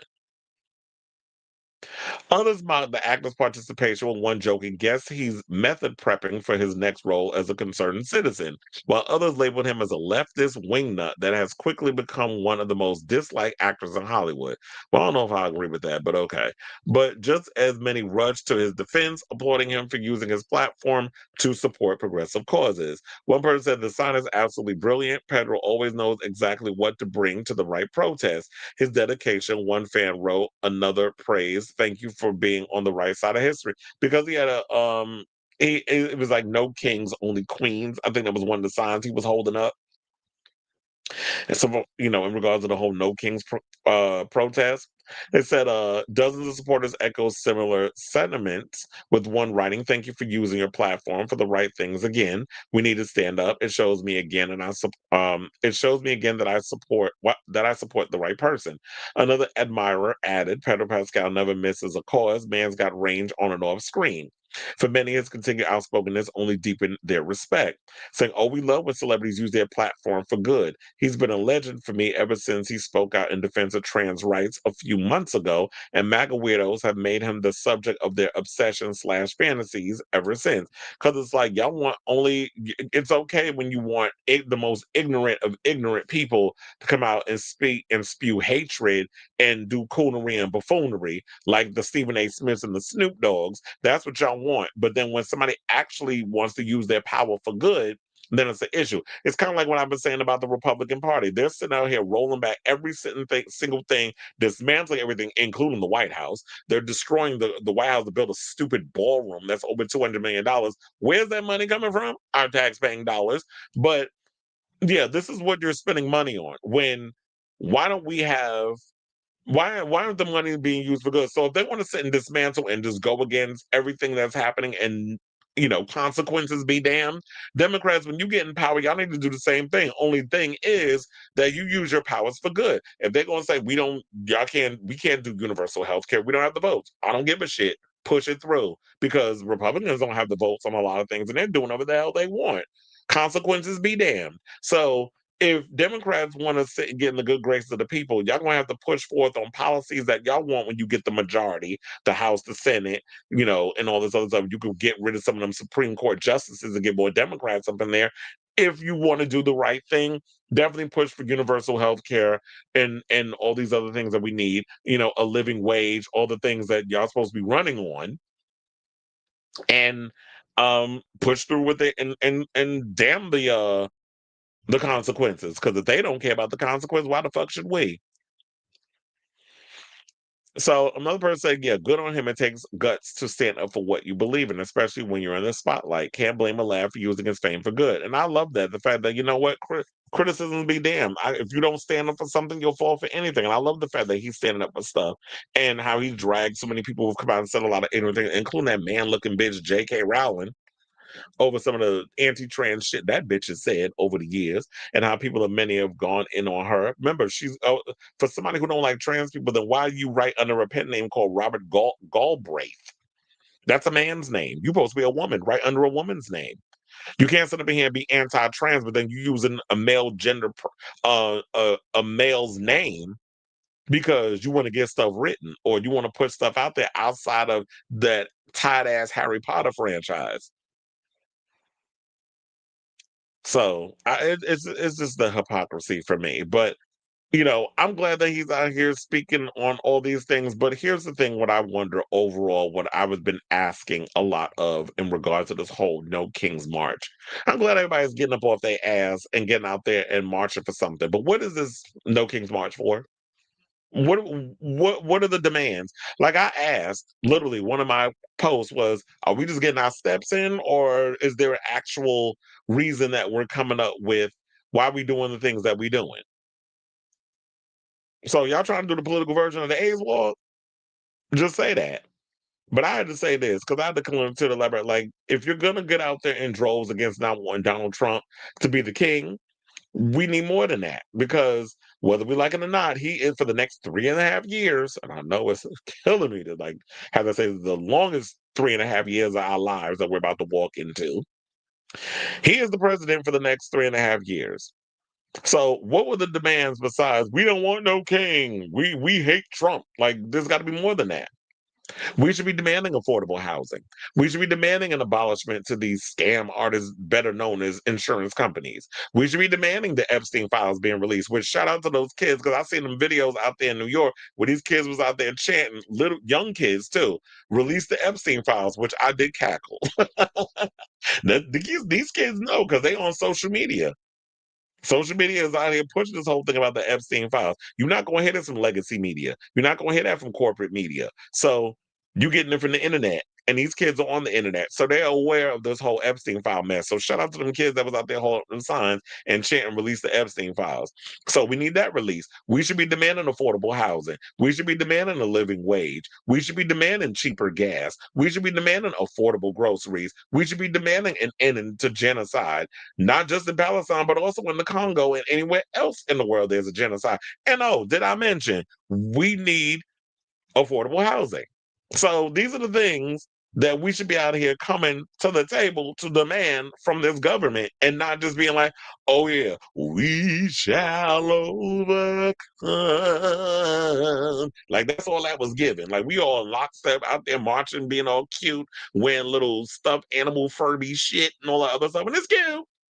But what exactly we bringing to the table? Not just getting our ass off the couch and walking around, just being cute or whatever. I didn't do the No Kings March because I had to work. I was, I had to work out at the gym because that gets my sanity where it needs to go, and also I had to work Miss Tate McRae show. So, I was busy. So everybody don't get weekends off and all the stuff. Like my schedule is all over the place when it comes to how I work and stuff, especially in live entertainment spaces.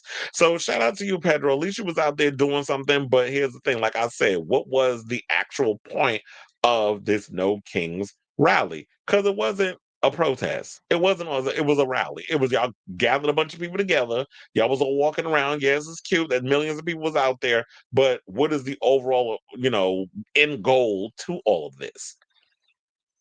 So I say all this to say, what do you guys think of this story regarding Pedro Pascal? Do you agree? Like, did it feel performative, or did it feel like, you know what, this was a celebrity who had the cojones to get out there and exercise his right to protest against the where our government is today? But we also should have had that same energy quiet as it's kept to what a certain previous president and Kamala, because she is just as complicit in regards to what was happening in regards to that whole damn genocide in Palestine. Because that's what y'all should have been bringing up in this whole situation either. I ain't hear nobody mention genocide in Palestine in this march. So let me know what you guys think of this story in the comments down below.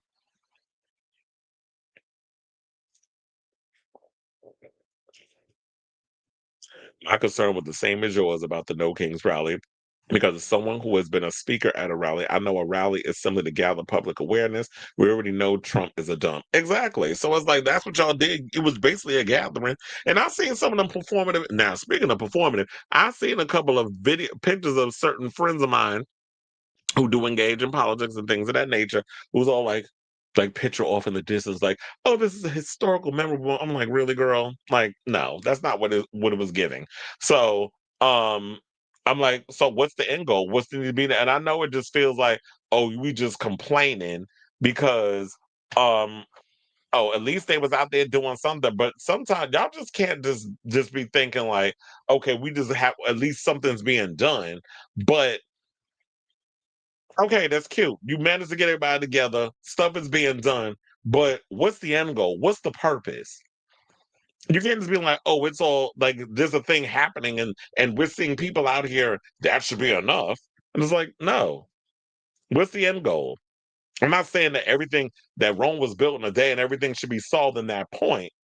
But hopefully down the road it leads to overall like we really gonna collectively get together and not allow this man to just dismantle this country and prevent the midterm elections from happening. I think he fights for a good cause, but the moment itself, you know, the movement definitely felt a bit performative. Like that's what it was given. And a lot of times when my cynics up, I just be seeing through the bullshit. I like the fact that some are wearing silly costumes, show how unserious we are as a nation. It's no shade, but the No Kings protest accomplished nothing. That's what I said. And me sit up here and talk about that people, what are you out there doing? Asking questions. Like, what's the main goal? Like, at least I'm asking the question, not just going along with shit because it's something to go along with. And people just do that. They just like, oh, well, at least I was a part of it, so that's me really doing something. And like, yeah, you could be a part of a situation, but how are we preventing ICE from doing what they're doing to immigrants? How is this, rally or whatever stopping what's happening in Palestine? Like, what's the goal? What's the main thing? It's like it's cute enough to say like 7 million or 12 million or 15 million people popped up at a rally around the world, but what's the goal? What's the accomplishment? There's a difference between a rally and a protest. And when you're protesting something, there's a goal that we have to set. And me bringing up, like, I remember bringing up civil rights movement. Like, I brought up Martin Luther King and Malcolm X, and somebody tried to come in well, a friend of mine who he has his own political show and stuff on YouTube. He was like in the comments saying something or another like, so um that's different when you bring it up like Malcolm X and Martin Luther King because they were civil rights leaders. I'm like, our civil rights are literally being questioned and dismantled as we speak. That hence why I brought up civil rights leaders. So why would I not bring up Martin Luther King and Malcolm X? The Vietnam War, a lot of things that a lot of people protested against back in historical times. Like we're literally living through history right now. Something I was hoping that I would not have to say in my lifetime, that I'm living through a historical moment. I was hoping that we have gotten far enough that we don't have to live through historical moments. But here we are. Until we have a clear picture and a different mindset. Exactly. And I'm thinking about the days of like when, our forefathers and ancestors literally had a clear and concise idea of what they were protesting. Like hence why I brought the Vietnam War. And even did we I'm trying to remember. I can't remember that far, but did we protest the Iraq War? I think we kind of did. Once we found out the truth. But back in the beginning, everybody was a little The No King protest was 40 years old and up. Not one Gen Z was invited, or like they said, the one issue we have is extremely unpopular. There was a lot of young people there. I saw, like, especially in New York, there was a lot of young people there. They said COVID was a historical moment. Those are my teenage years. Yeah, we've had a lot of historical moments. But I guess I'll be able to say I lived through, especially when we record, all this being recorded through, the YouTube archives. Oh, child. Now let's get into some more mess. Let's talk about Sylvester Stallone's wife, which should we question her gender? Because when I looked at her, I thought he married Lexi Love, quiet as it's kept. So you can't be out here trying to read people on trans stuff when, sis, you're not that far where we need to probably take you in the room and check in between your legs and see what your gender is. So yeah, that's Jennifer Flavin. I can't tell who had more work done, her or her husband. But nevertheless, let's get into the mess. So apparently, Jennifer Flavin, who is Sylvester Stallone's wife, went on a podcast hosted by Katie Miller, a former spokesperson for the Trump administration. I should also point out she is also the wife of Stephen Miller. And y'all know who Stephen Miller is because he is one who is definitely pulling the puppet strings behind the scenes with this current administration. But he ain't the only one. Also, we have oh my god, what the hell is his name? Because I wrote in the thing that he ain't the only one that's up in here pulling strings and stuff. It'll probably come to me. Um what did I say? It was Russell Vaught. He's another one that you got to watch out for. He's been doing a lot of behind the scenes mess too. That's a part of this whole administration with Project 2025 and all the other stuff. Look into it. So, in a bizarre talking point on Katie Miller's podcast, hosted by Republican political advisor and Trump's former deputy press secretary, Stallone suggested that celebrity parents are more likely to have trans children as their home lives lack structure. During the conversation released on October 20th, that was yesterday actually, Miller quizzed Stallone on why so many children of celebrity parents are trans. Well, first of all, why are you asking someone who doesn't have any trans children? But because what she is associated with being a celebrity, and that's because of who she's fucking or has been for the back. Well, I don't think they fucking anymore. Um, at this point, Sylvester Stallone's so old he fart dust and piss rust. So there's no way in hell that he's even nutting up in her. I'm sure if he nuts up in her, or you hear the sound you hear from him is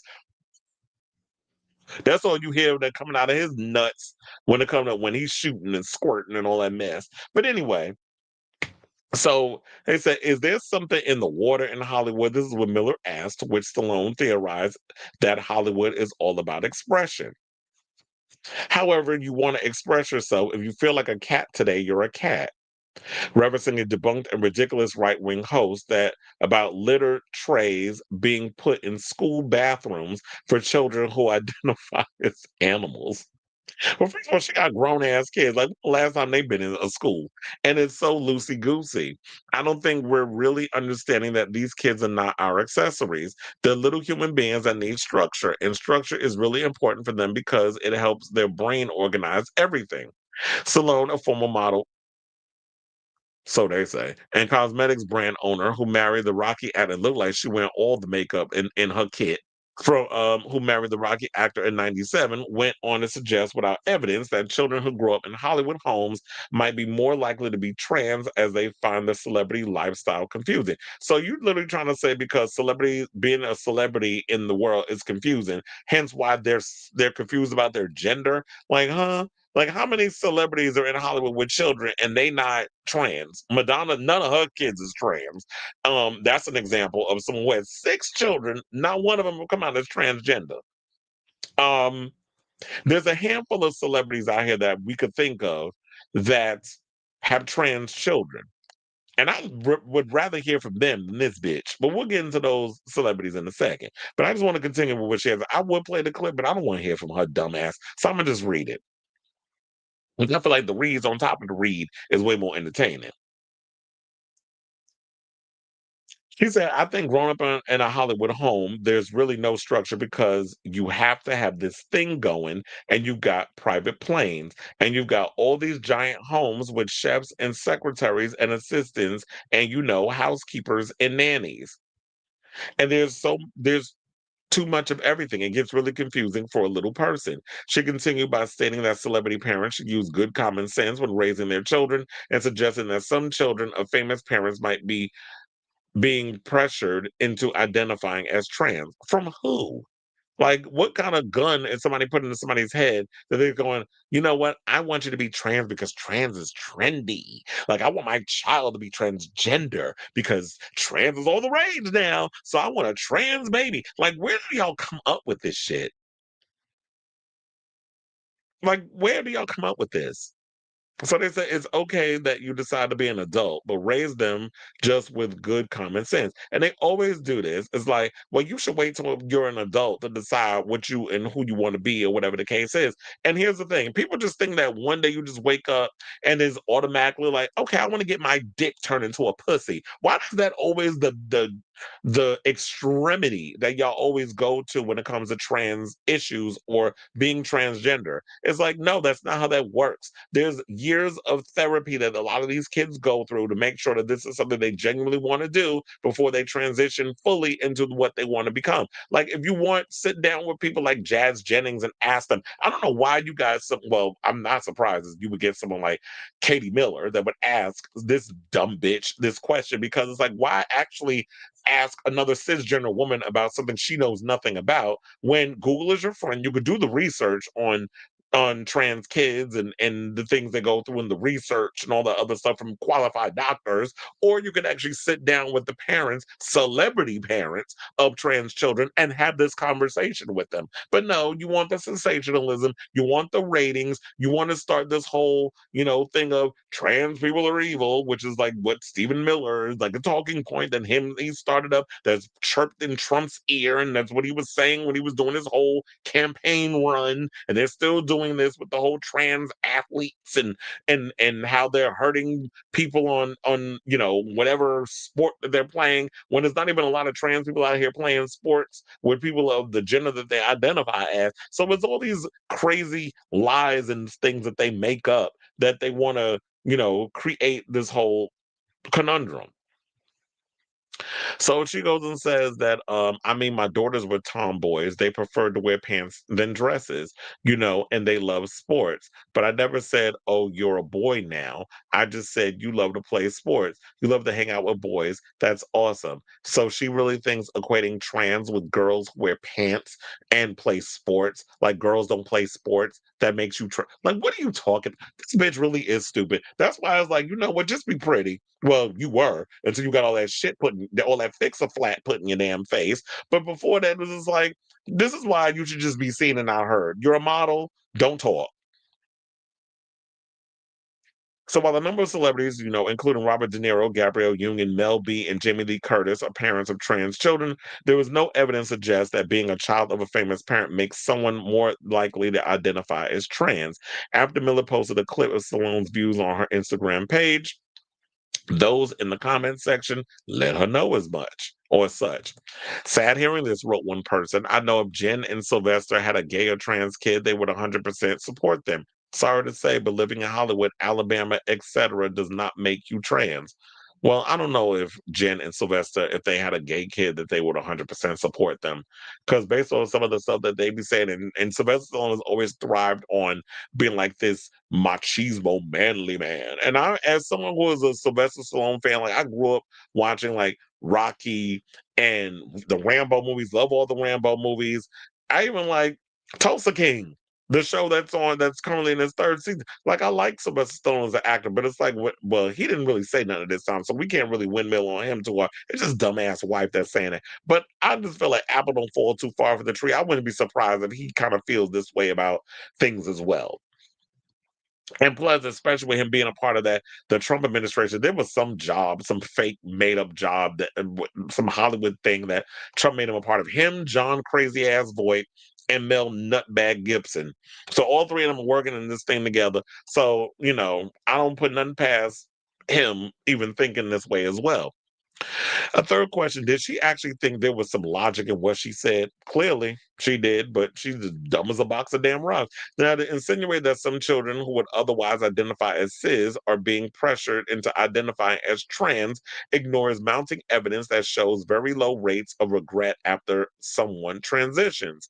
A 2019 survey, for example, found that less than 0.5% of the 3,398 people who had accessed gender affirming healthcare experience transition related regret.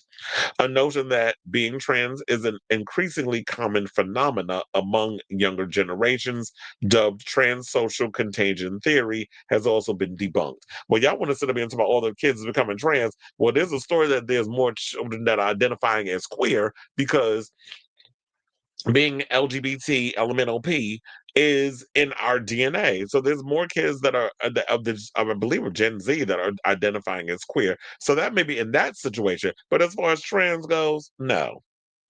This is a lie that, of course, she wants to spread around, and of course, they've got an agenda when you're on these people's show, especially when Stephen Miller wife trying to find a hobby or something she want to do. And this is why I keep saying that everybody, just because you got a microphone in front of you, don't mean that you need to start speaking in front of it. Because a lot of these people that be on these in this podcast space, y'all really starting to show the lack of intelligence that y'all actually have and how less than smart a lot of y'all really are.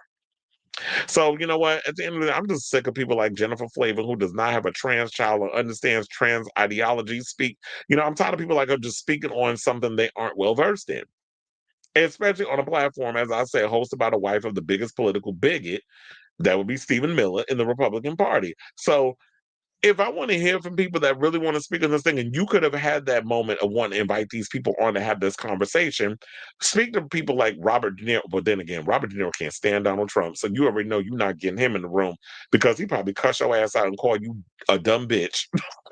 So you're not getting Robert De Niro. But then if you get Gabrielle Union, she'll eat you up and spit you out. Dwayne Reed, you could ask Cher, you could talk to Charlize Theron, you could talk to Marlon Wayans, you could talk to Jamie Lee Curtis. These are all people who have trans children. Like, I'd rather hear from them than hear from somebody who A, doesn't have a trans child, and B, don't know what the hell they talking about. And I don't know why people just listen to people like this. And I guess it's because they play into your ignorance. So you're willing to listen to people who spew ignorance rather than people who actually have make logical sense or have a sense of common sense. So yeah, I definitely want to hear from y'all. What do you guys think of this story? Let me know what your thoughts are in the comments down below.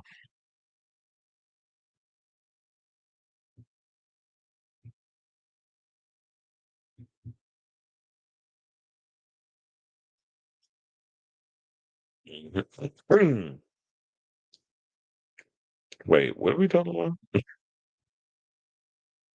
Are we talking about the No Kings? Look, a lot of times, wait, what is that? Oh, I hit the wrong button. Like, wait a minute. What did I just hit? Um, I was like, wait, where's my comments?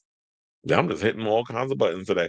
It's like a lot of times, another thing I'm gonna have to start telling y'all, you have to be real specific into what is in the conversation that you're bringing up because I say a whole lot. There's a lot of bandwidth that I'm burning in between this brain and this mouth when all the topics that like once it's out of sight, out of mind, I moved on.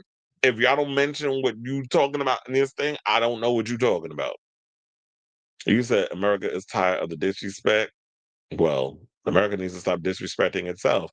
Why celebrities? There are regular parents or guardians with trans kids that they don't have access to privileges that celebrities get. And also it's regular people who are dealing like a lot of them don't have managers and stuff. Like you speaking from a woman who lives in a celebrity bubble because you have access to all these things because of who you married to. So um I would say speak to a regular parent, but she wouldn't do that. But I'm like, since she's bringing up celebrity parents and that's the conversation, then these are the people that you need to bring onto your show and have that conversation. And they'll gladly tell you different. And I'm tired of people comparing tomboy girl, you're automatically trans. That's like that, like that's not how that works. Yeah, conservatives are morons. The reason the T is an LGBTQ plus is because there is an inner struggle with them, just like all the other initials in which coming out is not overnight. So where does she get this idiocy? Yeah, I'm over these damn people and just constantly trying to make sense of the stupidity that a lot of these people say. Okay. So now, all right. So now let's get into our final topic, which is this should come as a shock as to no one because Project Runway has just been renewed for a 22nd season. So while me personally, I didn't particularly care for Project Runway the last season. I thought like it was great to see Heidi Klum back. I love Kristen Siriano, even though I know a lot of people was upset that Tim Gunn wasn't invited back. But I thoroughly enjoyed the lineup, even having Laura Roach a part of the show. And I don't even think Laura Roach is a permanent staple over at RuPaul's Drag Race because, and I bring this up because I just saw a recent photo. I forget what it was, but they show like the judges for RuPaul's Drag Race. So it's Michelle T.S. Madison, Ross, and Carson. So yeah, those two are still there. For why, I don't know. Y'all are just taking up space. But I definitely feel like Laura needs to be on the show more often. But look, he's definitely doing his thing over at Project Runway. So we don't get him fully over at Drag Race. At least we get him at Project Runway, and I'm loving the shade that he's bringing over there at the show. So I'm liking the overall lineup. Y'all need to do better with picking some of these designers because I was not impressed, especially with the queen that won. VJ, really? Winning the season? Next. That's why I was just like, this past season was a chop for me. But overall, I'm glad to see like Project Runway is back and we have the judges that we have. So that was the most entertaining aspect. Even Nina Garcia shady behind. So the company that renewed Project Runway for a 22nd season overall, and that company would be Disney and Freeform. And the second on Disney outlets Freeform, Hulu, and Disney Plus. The new season is set to premiere in 2026, though an exact date hasn't been set. Well, I don't even know if they've even begun filming the new season. Disney picked up Project Runway in October 2024 in a deal with producer Spyglass Media Group. The series made its debut on Freeform in July, and with the next day streaming on Hulu and Disney Plus. Excuse me. Longtime host Heidi Klum returned to the show for the first time since 2017, joined by judges Nina Garcia, because you know that's how she always say her name, who has been with the show since the beginning, and Laura Roach and mentor and season 4 winner Christian Siriano, or 4 are set to return for season 22. And speaking of Christian Siriano, shout out to him because I just saw an article earlier. I don't know if it might have been on Deadline or one of them, but they show like Project Runway Canada. First of all, I didn't even know Canada had a Project Runway. But then again, with this franchise being so popular, I'm not surprised that they have a Canada edition. Don't they also have? Oh wait, it's America's Next Top Model Germany. I think is the one that Heidi was doing or is still doing. I didn't even know America's Next Top Model was still going. But Christian Siriano is going to be a judge on Project Runway Canada. That's why I brought that up. I'm like, damn, he getting around. It would have been cool to see if Heidi Klum was doing Project Runway Canada, but Coco Rocha is actually over there hosting that. So anyway, now, they said Disney is the show's third home. Project Runway began, as you know, it was started out on Bravo in 2004, and then for 5 seasons. And then after that, they moved from season 6 to season 17. They went over to Lifetime, and then they went to Bravo for seasons 18 to 20. Which, when it went back to Bravo, I actually did not start watching the show again. I kind of bailed, and it probably because I didn't like the lineup. They had Jared Kushner's sister-in-law doing that show. So I didn't particularly, who was it, Carly Claus? I didn't particularly care for when she was on there, so I didn't watch. But and then I remember at one point Heidi and Tim's tried to do their own show on fashion show on Prime Video for 2 seasons, but and it basically felt every bit of Project Runway, except it wasn't called Project Runway. But the show didn't work. It just wasn't giving what needed to be given. And so now they brought her back. Now, they said aggregate egregious rating figures for season 21 weren't immediately available on Freeform. This season averaged about 252,000 same day viewers, but that's likely only a fraction of its total. cross-platform audience. Project Runway consistently appeared on Hulu's top 15 today on screen rankings during the season. Spyglass Media and Alfred Street Industries produced the series. It's it's produced by a bunch of people that y'all don't particularly care for, so we don't need to get into that. But I say all this to say that I'm excited the show's coming back. I just hope the contestants next season will be way better. I was really rooting for Ethan to win, aka Utica, but that's not what happened. They chose VJ, I guess. That was a DEI win because they wanted a trans. They want to make history, so y'all gave it to the trans girl. Even though we heard that she did trial for another project. I think Project One with Philippines or something or another that she tried out for and made it. She was a runner-up. I guess they didn't want to do her dirty again, so they was like, let's just get the bitch the crown and the money and the spread and the whatever magazine they said that she was gonna get the spread and the money and all the other mess. So there's always next year. I just hope y'all have a better like more interested people and the judges will bring it. And it's like, yeah, unfortunately we don't have Tim Gunn, but I like Christian, and I think it's because Christian is someone who is once upon a time a contestant, so he brings that flavor of like, I've been where you guys have been, and I'm one of the most successful people to come out of this show. So therefore, it makes sense to have Christian there versus no shade, old ass Tim Gunn. Even though I like Tim Gunn, and Tim Gunn was definitely one. I grew up watching him on Project Runway. It just the way the cookie crumbles with this franchise. So I'll say all this to say, what do you guys think of this story? Are you excited or even are you shocked that they're doing a Project Runway, that it was greenlit for a new season? I'm not surprised at all. I'm just glad that we finally got confirmation. So let me know what you guys think of this story in the comments down below.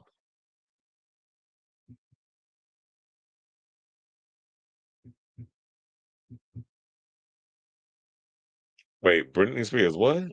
Are you talking about Britney? Oh, you said I really thought Utica had a good chance to win. I want not Abby Lee Miller, child. Abby Lee Miller to be a rotating judge on Drag Race. I know you don't live for the idea. She'd be more entertaining than the two tied queens on the panel.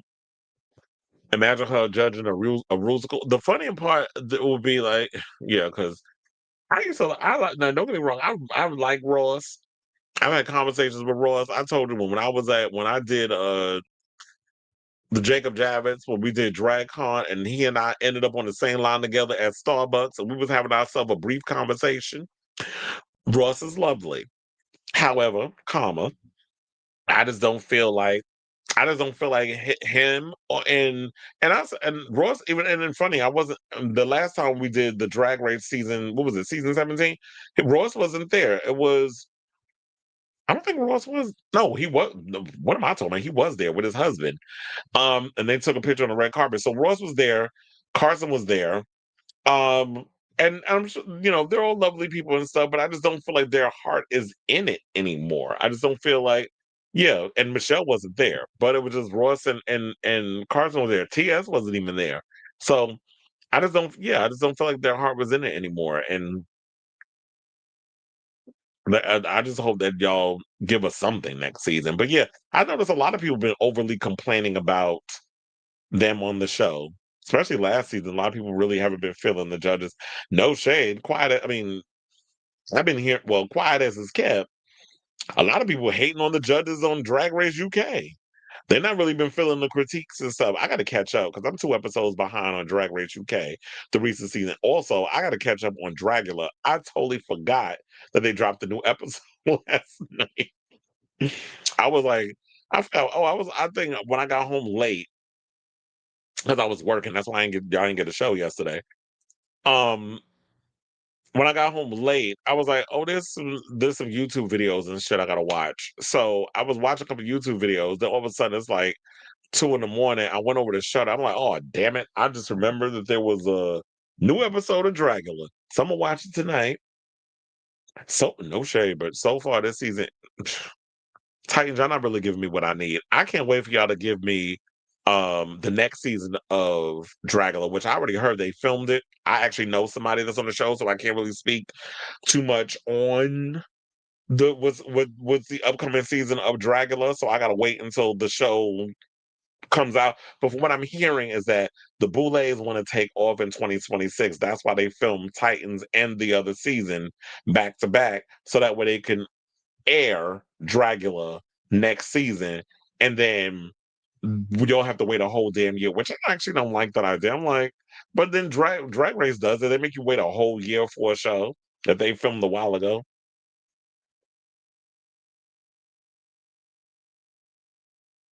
It's a cute song. I don't I'm honestly, I've heard better songs from her.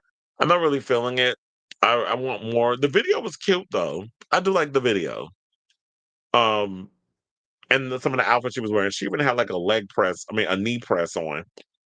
Um, well, I'm like, did she injure herself, or was that just part of the wardrobe? It's been a while since this happened. What did you think of Dan and Phil coming out as a yeah, everybody was surprised to hear like they kept their relationship was secret. They was what they said they was dating for 17 years before they spilled their tea. In a relationship since 2009 and never revealed it to the public. But I think that's cute though. It's like that's a way to keep your private life private. Felix said, I didn't know who they were.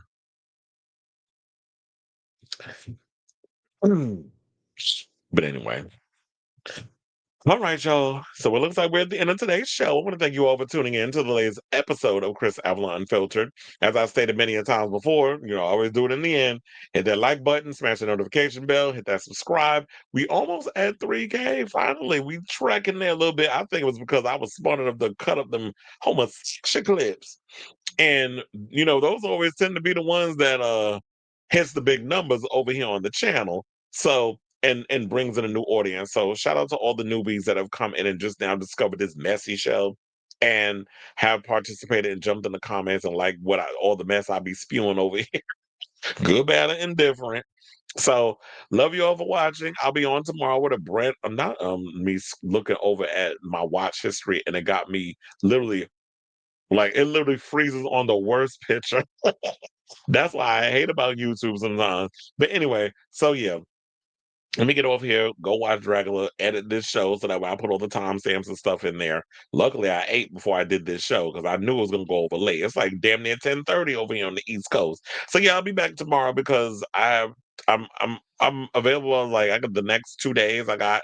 So after that, I'm gonna be busy again. So and the Knicks officially start their official season this week. So yeah, it's gonna be a busy time coming up. So yeah, love you all for watching. Definitely be back on tomorrow with a brand new episode of Chris Avalon Filtered. And until next time, ciao, darlings.